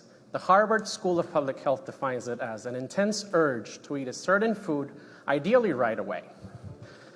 The problem is, depending on the size of your craving, if you get a cupcake, it's too small, cake slices don't taste the same, and if you're the only one that wants a piece, a regular cake it becomes wasteful. So through customer discovery interviews, we found out that when people are craving dessert, they'll go to a restaurant or to a supermarket. However, everybody complained about the quality and the convenience. So 97% of Americans consider convenience when they're making a purchase. Or as one lady told me, if I have to get out of my car and wait in line for a long time, I'm not going to buy dessert. So we came up with a solution. We specialize in mini cakes that are not overly sweet, in a variety of Hispanic flavors. And so they're baked individually. The size is 4 inches, and they're made for everyday cravings. Our best sellers are tres leches, cheesecake with cajeta, chocoflan, tropical, the list goes on. However, let me tell you something interesting. Back when we started, cake pans of that size did not exist. So we actually started baking them in something that wasn't even meant for cakes. So until we got our custom pans manufactured. Our baking process is so unique that we're in the process of actually getting a patent for it. We exist in a $7.6 billion market, and we're going to conquer 3% of our SOM, who are Hispanics aged 20 to 45 in the Rio Grande Valley. Why millennials? Because they value freshness, slightly healthier food, and convenience. To them, 87% of them, convenience is extremely important. We exist almost in a blue ocean. The few competitors that have a similar portion size, almost all of them are sliced sheet cake. This is where we shine, because by baking them individually, our products stay fresh for 2 to 3 weeks without preservatives. I want you guys to think about this. It's like when you slice an avocado. Immediately it starts to decay and it opens the door for bacteria. That happens with every sliced cake. A good thing about our portion is that because of it, we're conservative in the amount of sugar that we use. And so even if you eat the whole thing, you're still consuming less sugar than your favorite red or blue brand of soda, and far less sugar than most desserts available in the market. Also, we avoid alternative sweeteners because those often can cause health issues that are not disclosed. For example, they can trigger migraines, tummy troubles, and even liver disease. I'd like to highlight that 90% of the units that we sell are mini cakes. However, 35% of the revenue comes from the supporting cast. So what we did this year is we started diversifying. We added a 4-inch brownie, a really cool paleta collaboration. We are market testing CBD desserts, and we have a protein cookie that's going to disrupt the market. We currently only offer delivery, which is not good because 77% of Americans prefer to shop in-store for food. But we'll give you the solution in a bit, what we're trying to do. Our sustainability, look at those numbers. It's a direct result of our unique baking process. We've improved our gross margin by 3% the last 4 years, despite the pandemic and stubborn inflation. And we aim to 10x our revenue within the next 3 years. The best part of this, and while conserving more than 300,000 gallons of water, and the recyclable material that we're going to generate is equivalent to 120 apartments, just so you can get the visual. The cool thing about this is these numbers are actually conservative because they're based on real sales that we achieved on our original storefront that we had across the border. Taking this project to the finish line is my mom and I. I'm a proud graduate of the University of Texas at Brownsville and Texas Southmost College with a bachelor's in marketing and an MBA. 12 years of corporate marketing experience, 7 of those in the food industry. My mom is the creator of the recipes and our baking process. She's an industrial engineer who majored in chemistry and also studied nutrition at Texas A&M recently. Her career is 2 decades in manufacturing before pivoting to baking 26 years ago, and we're surrounded by a network that wants to see us succeed. I began this startup with $30 of ingredients and a Facebook page. We've sold more than 20,000 mini cakes, reached 8,000 followers on social media, and we've tested multiple resale locations. Today we're coming to you guys to ask for help. $40,000 of seed funding that we're going to use for a small business loan so we can build our commercial kitchen, get a delivery vehicle to service our wholesale accounts, and we're going to finish our baking process patent. In 3 to 5 years, we're going to expand our production facility. We're going to start selling in Central Texas. We're going to be featured on the Food Network right here from Brownsville, Texas. And at the end of year 5, we will be franchise ready. We built something very special. Special enough to help 2 unemployed parents raise their toddler. Special enough to be sold in pesos and pay for my college education in dollars. And special enough to take action today, to build something that can impact the world 1 cake at a time. Thank you.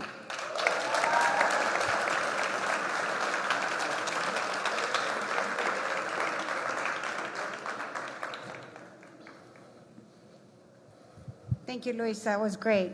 It is very special. And I also like to recognize that everyone in these presentations have recognized their parents, so that is really, really nice to listen to.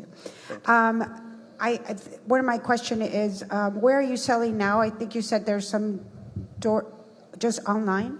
Yes, so currently we sell delivery only. People order via Facebook or Instagram, and what we do is we schedule the deliveries. And so that's not ideal, but by opening a storefront and having wholesale locations, which we've tested in the past, that's how we're going to solve that problem. And you're currently baking in a commercial kitchen, or is this No, at home? Yes, we're baking from home. We're a cottage food producer at the moment. Very good. And so having a commercial kitchen with this funding would open up the door so we can do massive wholesale. Absolutely. Okay, congratulations. Thank you.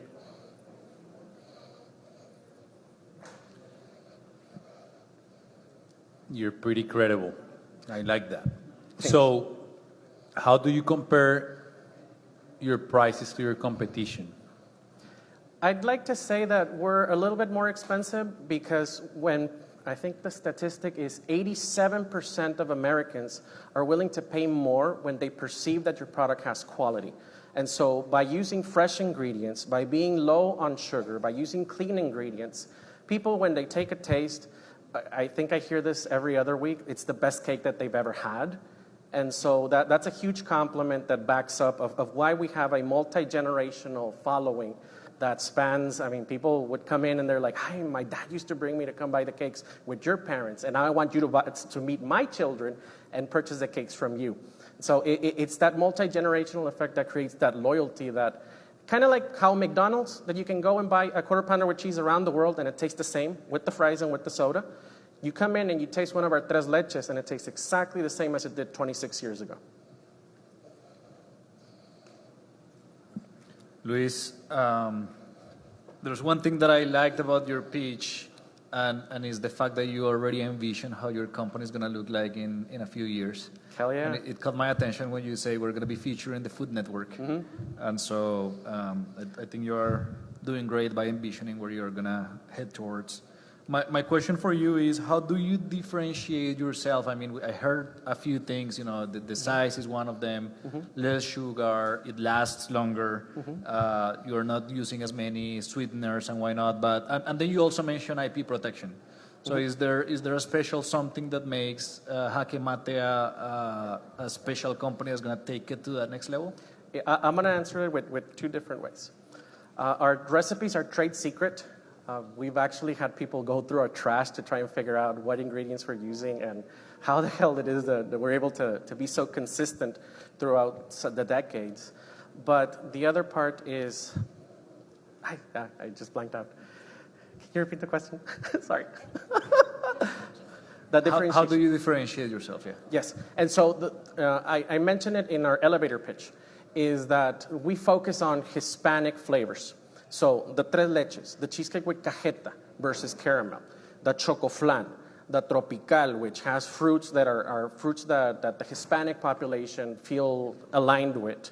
It's our mango cheesecake. It's flavors that it makes our people, that cake cultura, that you buy it, you feel identified versus whatever the mainstream mass market sells. And so when you're identified to the core with a product, and with the ethos of the company, I mean, you'll follow us to the end of the world. And so one of my dreams that I've always had for, I want to say at least 20 years, and I don't know which camera's failing me, but my marketing teacher, I did an essay, and he gave me 106 instead of 100. And I wrote there that I wanted us to be like Starbucks, that in every major metro around the world, people see that green mermaid, and you don't immediately connect it with coffee. However, people see my little horse with the squiggly letters. Sometimes they don't know what it says, but they're like, hey, dude, those cakes are awesome. We need to go buy them. And so I want to create that around the world. We just need the proper support to get off the launch pad. Thank you so much, and we are at time.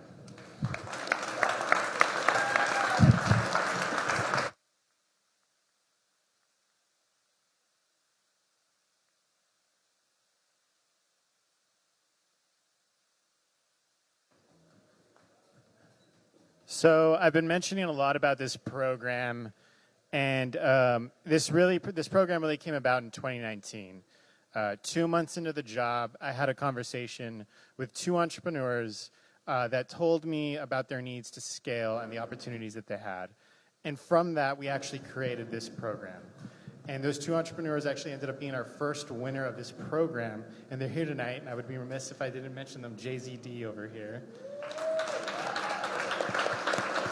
They're on the shelves of Target. They've got an exclusive partnership with SoulCycle, with the Dallas Mavericks. They've got some even more exciting things, but I'm under an NDA, so I can't mention that at the moment. But we also have William Brown with Embedded, a 2023 winner from the RSPIR program. So again, we're really trying to cultivate this entrepreneurship ecosystem here, and the eBridge Center is the focal point for that. No, I brought me. Our next presenter is both part of the downtown renaissance that's taking place, but also has a company that's true to the heart and true to his family. Presenting on behalf of Chirinas, Mr. Daniel Gonzalez. Thank you, sir.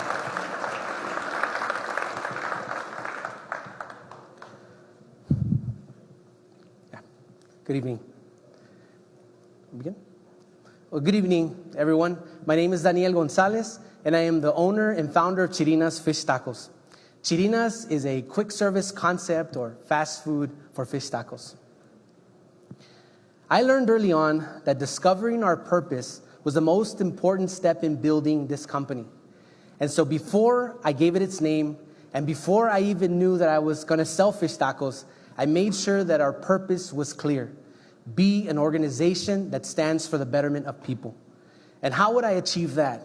By transmitting love and gratitude in all we do. You know, some of my favorite dishes were prepared by my mom. And a dish so simple as frijolitos and queso fresco and a tortilla de harina had a way of making me drop what I was doing and coming straight home. And so when I asked her, Madre, ¿por qué sabe tan sabrosa esta comida?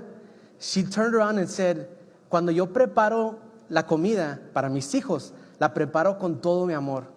And that's when I learned that love could be transmitted. And she taught me other things like making sure our guests felt at home and to appreciate the smell of fabuloso and pinol because I knew that that represented a clean house.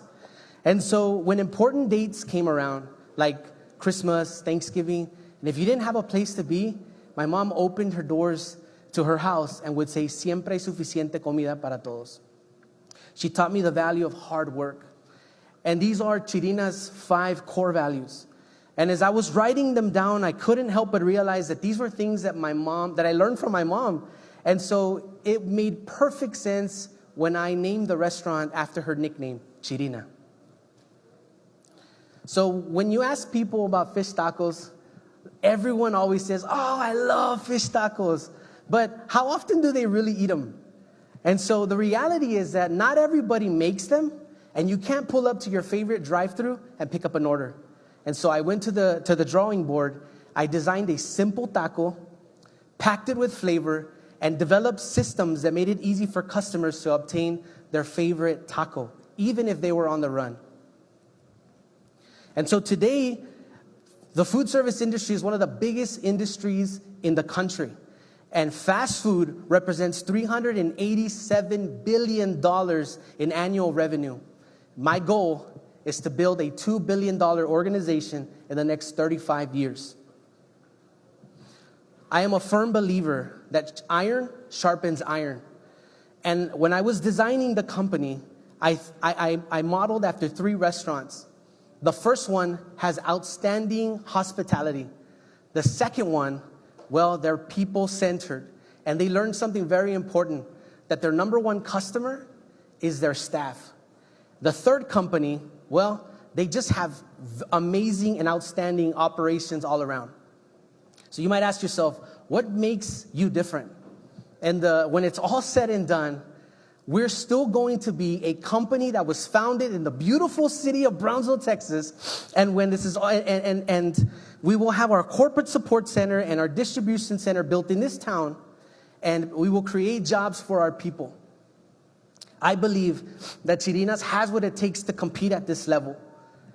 And so the most important thing here is that we will continue our growth, and Chirina's has a place on this table. What is it that people love about us? 3 things: fast, friendly, fresh. We have a small menu, which equals small inventory. We deliver consistency 100% of the time. We treat all of our customers with respect and go above and beyond. And if fresh was a picture, it'd be a picture of our cucumber limeade. And if you've ever tried it, you know exactly what I'm talking about. Chirina's delivers a full service quality in a fast food environment. So our business model is very simple. Our brick and mortar locations consist of 2 phases. Phase 1, we build 82 restaurants between Brownsville to San Diego, California, along the border. Phase 2, we develop and train owner-operators to go into the country and beyond. Our restaurant support center and distribution center will play a major role in our growth. Here is an average of our first-year financials. Not only that, but I'm giving you a glimpse into the next 15 years. And so I believe that Chirina's has a promising future. And something I'm extremely proud of is that our fish tacos are only 18% food cost. I'm not throwing any jabs at anyone, but chicken fingers are at 33%. I'm just saying. And we have an aggressive timeline. So because the plan is to open our first franchise restaurant by 2034, we have to stay disciplined and committed to this timeline. What are we going to do with the funds when we win today? We're going to build our first food trailer, which is going to help us for 2 things. One, we're going to reach new customers. And 2, it's going to help us navigate into new markets as we expand west. And to tell you a little bit about our secret sauce, it's not the sauce we put in the tacos, okay? I'm not going to reveal that. It's about our team that makes day-to-day operations happen. Chirina's is family-owned and operated, and the two guys next to me are my brothers, Steven and Frank, and together they bring 15 years of experience. And of course, the rookie, Isaac, will be celebrating his 1-year anniversary with us tomorrow, and we're super proud of that. I want to end with an interesting fact. The nickname Chirina, my mom hates it. And so one day, I was telling her, Madre, yeah, I'm going to do this, and I'm going here, we're doing this and that. I'm just pouring my heart out to my mom. And she looks at me and she says, Oye, pues tú quieres llevar ese nombre por todo el mundo. And I stopped and I laughed. I looked at her and I said, Sí, madre, por todo el mundo. Y si se puede, más allá. Thank you very much.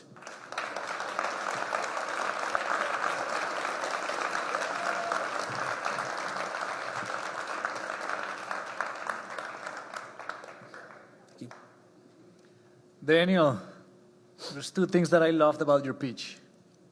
Your mom, Chirina, she talked about how her food was special because she made it with love. Yeah.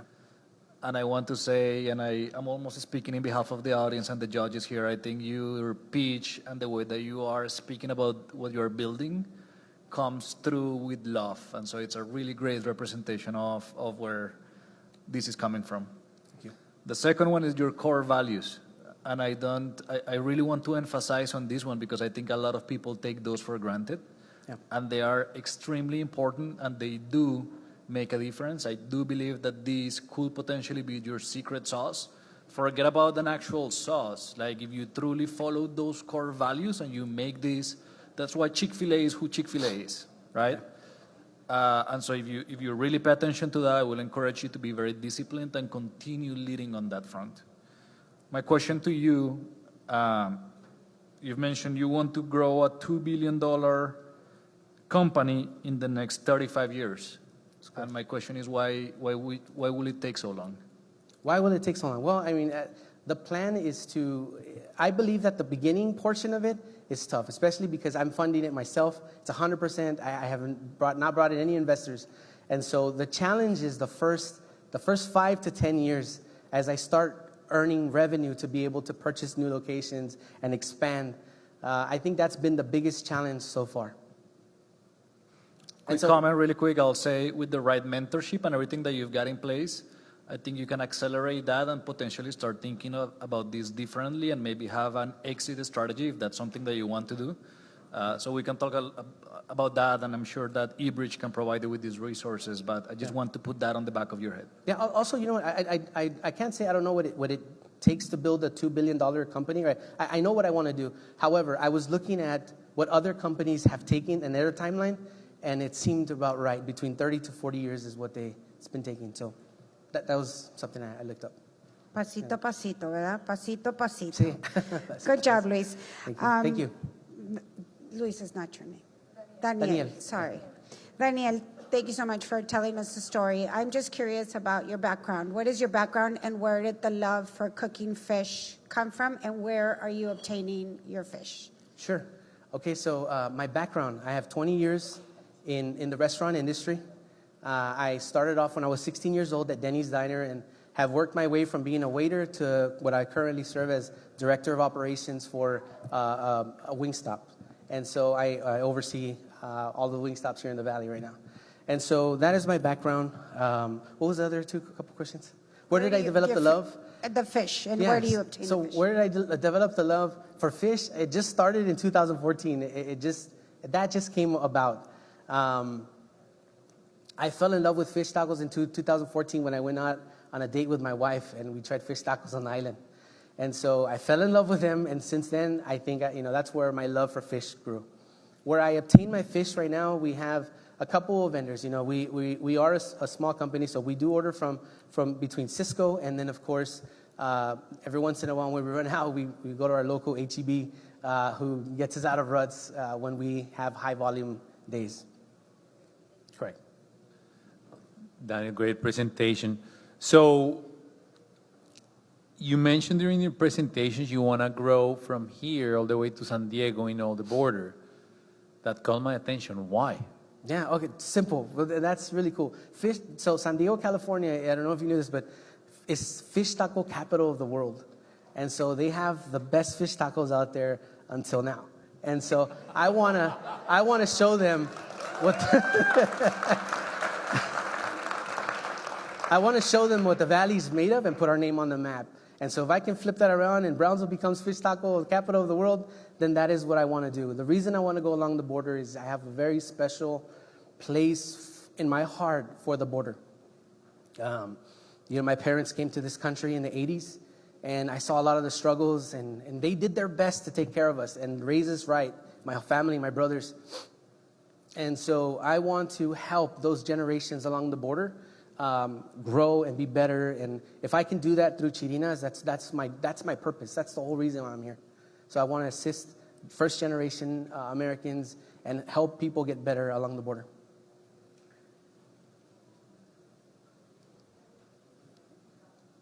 And we are at time. Thank you all.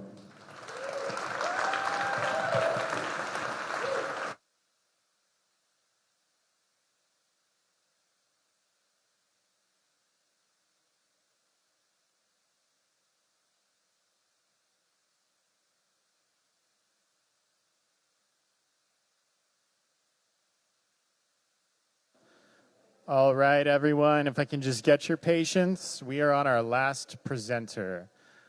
This next presenter, again, utilized all the resources we have available on that path to entrepreneurship.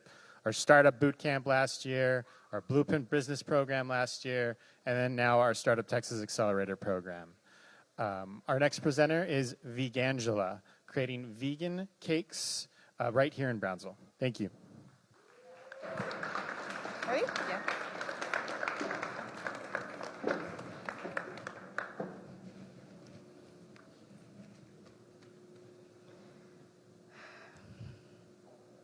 Hello, good evening. My name is Angela Castro, and I am the founder of Vegangela. Can you imagine not having cake on your birthday?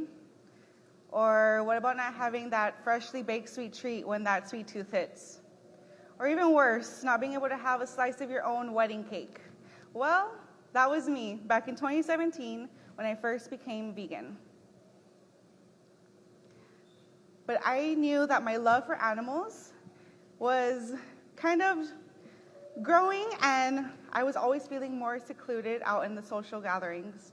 So I knew that we had to create something that had no animal byproducts, but did not sacrifice flavor. So during the pandemic, when we were all stuck at home, bored out of our minds, I was at home recipe testing. I took traditional recipes and I started to veganize them.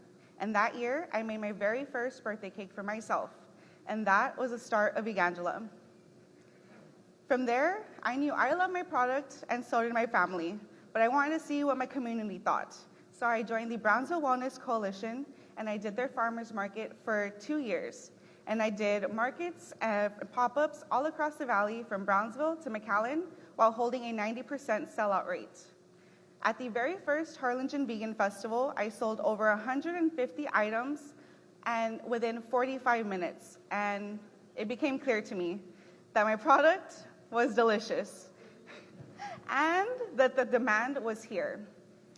Along the way, I created relationships with other local business owners, and now we hold 4 wholesale contracts with other local cafes that we deliver to daily. And then in 2023, we introduced cake decorating classes, and the response from those have been incredible.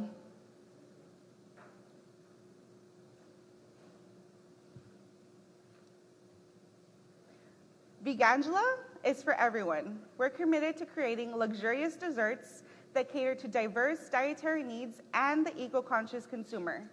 We marry exquisite tastes with stunning design, ensuring every single bite is a celebration of flavor and compassion.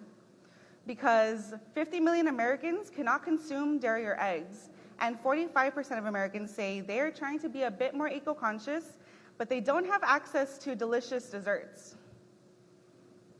Well, I'm here to tell you that today, Vegangela is the option for Brownsville. We create grab-and-go options as well as custom cakes for birthdays, weddings, quinceañeras, large corporate events, as well as our cake decorating classes. And I bet you're thinking, vegan, why now? Well, veganism has grown 18% since 2020, and large corporations are continuing to add plant-based options every single day to their menus. Fully vegan and vegetarian restaurants are expecting to establish more and more at a 2% rate every single year, and I am ready to be a part of that amazing revolution. So we know veganism is growing. Currently, vegan and vegetarian restaurants hold a $33 billion industry, and while vegan desserts is a $66 million industry. Now we know that our direct consumer demographic is in Cameron County is 24%, so we plan on taking 0.10% out of the vegan desserts industry. We took our competitors, so we took 2 local bakeries and 2 prepackaged grocery store items, and it is clear that Vegangela checked all across the board for being 100% local, vegan, accessible, using fresh ingredients, offering custom and grab-and-go options. I keep saying we, but I really mean me. Hello again, my name is Angela Castro, and I am the owner of Vegangela. I am the baker, the cake decorator, the delivery driver, the dishwasher, you name it. But I know I could not be here without the support of my family and friends, and their large muscles to help me take all my market stuff. I also consider the Kaufman Fast Track as well as this accelerator program as key partners as well. So within these 4 years of being in business, we have estimated that our main demographic for our females between the ages of 17 and 35. With that, we are doing business to business, business to consumer, and then we plan on opening our very first Vegangela Bakehouse as our brick and mortar in the end of 2025 while creating 8 jobs here in Brownsville. And then later on, we will open a manufacturing location so that way we can mass produce, deliver across the valley to more local bakeries, as well as ship across the US. From there, we will create an additional 10 more jobs here in the valley, in Brownsville. So as I said, I'm a one-woman show, but last year we had a net gross of $25,000, and we are expected to increase that every single year. With all the additional expenses as well. With the use of today's funding, we will use it for the build out of our commercial kitchen, as well as to bring in the equipment so we can open our first ever brick and mortar. Lastly, I would like to conclude that we are being told time and time again that we are a safe space for so many, but especially for parents of children that cannot have any animal-based products like eggs or dairy. And just to be their safe space, they can have their favorite character cake and enjoy it on their birthday. It's just a dream come true. And here are some other testimonials from our other customers. And if you would like to follow me along on my journey, you can click our QR code and follow along. Thank you so much.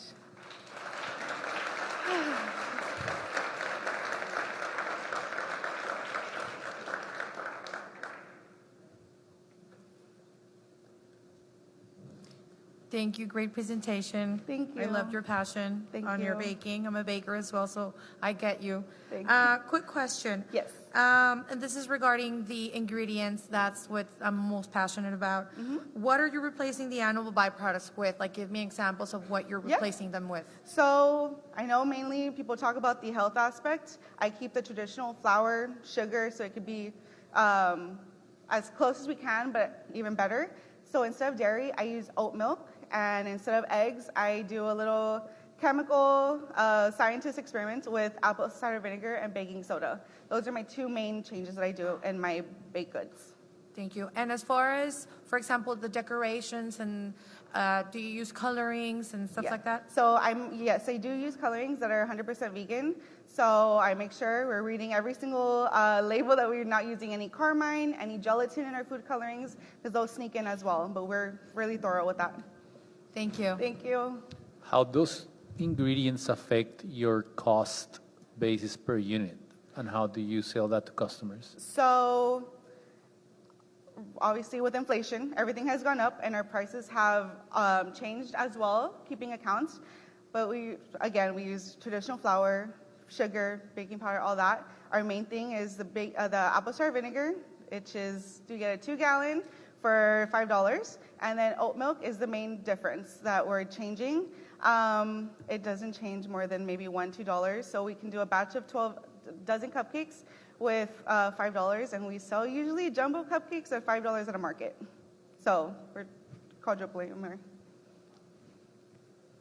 And we are at time. Thank you so much. Thank you.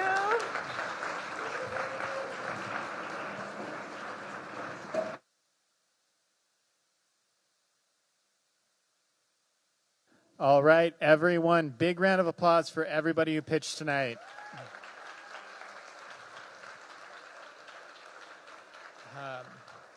We're now going to get our judges ready to go into deliberations. Judges, I'd like you to go follow Nelson over here, raising his hand.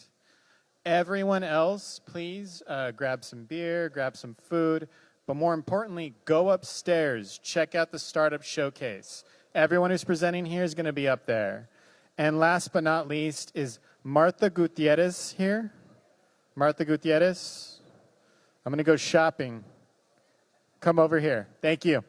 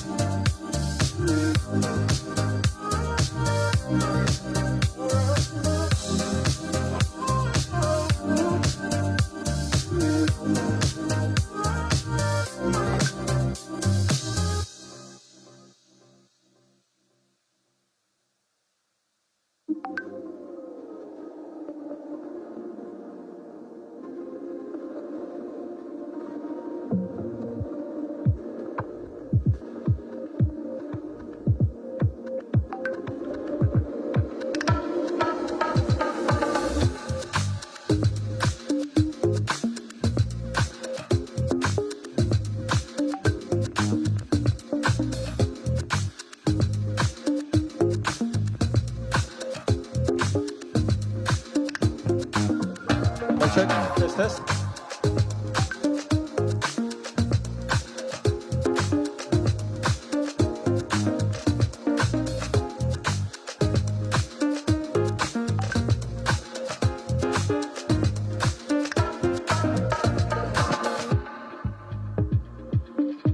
Can I have everyone's attention? I need everyone downstairs. All the participants, Startup Texas participants, please come downstairs. We are ready to award.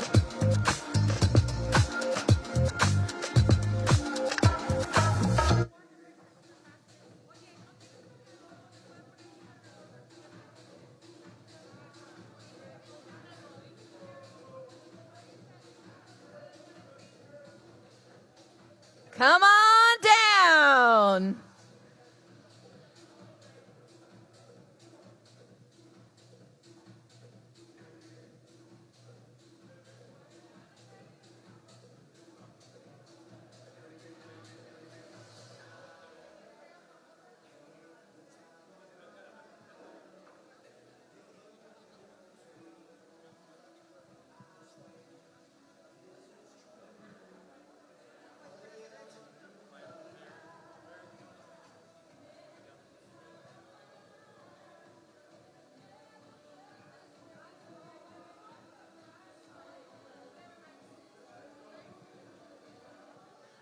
All right, do I have everyone coming downstairs? We're ready to go.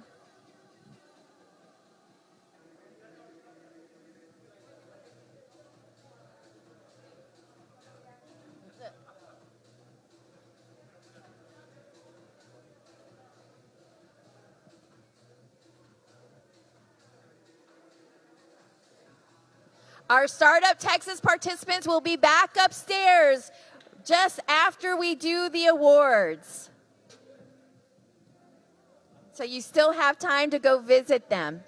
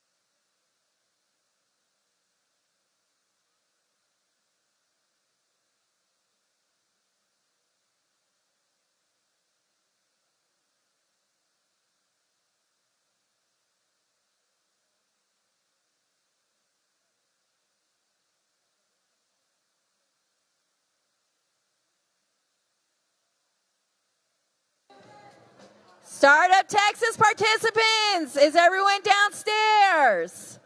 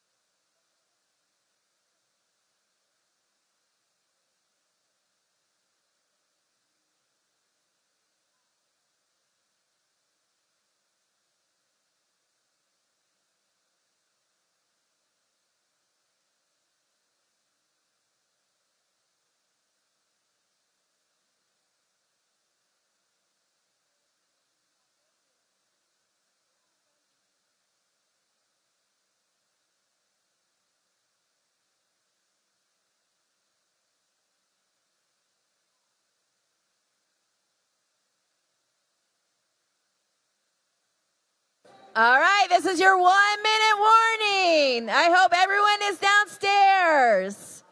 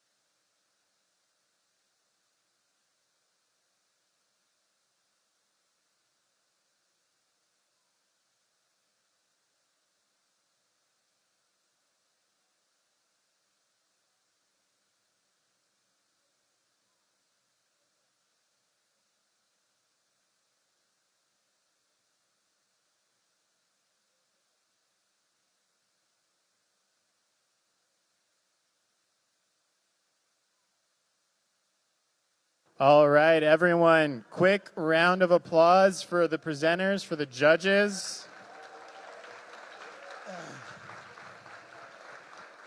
It is not easy to come on this stage and speak. It's not easy to go through a 14-week program. It's not easy to get yelled at by Linda when you don't do your homework in this program too, right? So really, thank you all to the presenters. This is always such a great moment, but also hurts my heart because there's so many good businesses that pitched tonight, and not everyone's going to win, unfortunately. So we're going to start with our third place winner. DJ, do we have like a drum roll maybe or something? All right, I'm going to give him a little bit of time. I just put him on the spot. I'm sorry about that. Yeah, there we go. We got judges doing this right now. In third place, we have Nelson. Todo Agave.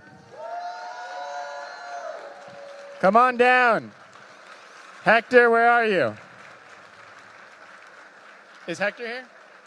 Is Hector here? Yeah.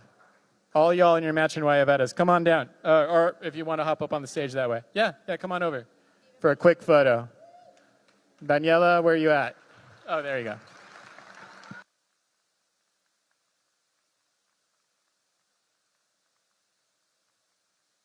Second, Hector's coming.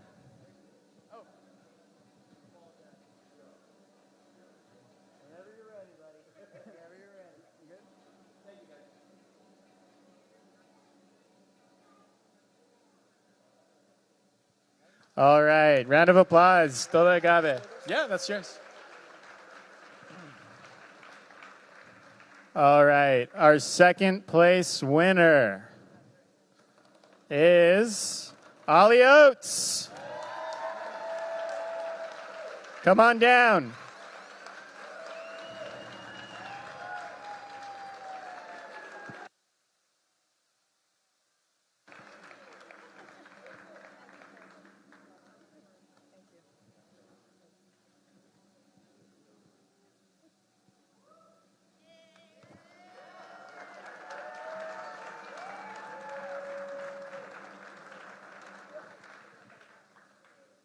All right, and now the moment we've all been waiting for. One quick round of applause for everyone who participated. Special thanks to the volunteers, to our vendors tonight. Thank you all so much. Please continue to interact after this, but we do ask that you leave by 9 because we all got lives after this, right? All right, in first place, we have Chirinas.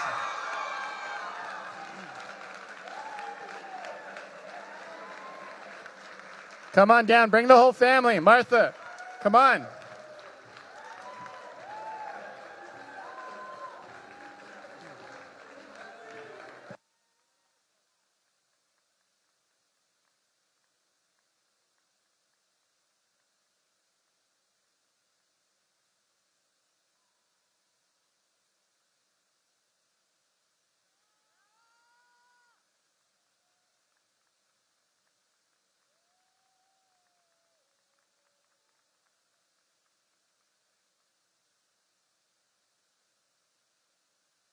All right, everyone, that's it for Startup Texas, our 7th annual.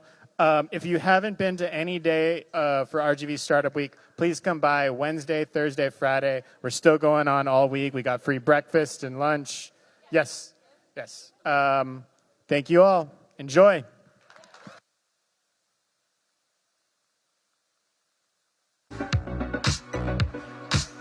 Ollie Oats, if you can come up, and Todo Agave, if you can come up. We're going to take some photos with the judges. Thank you.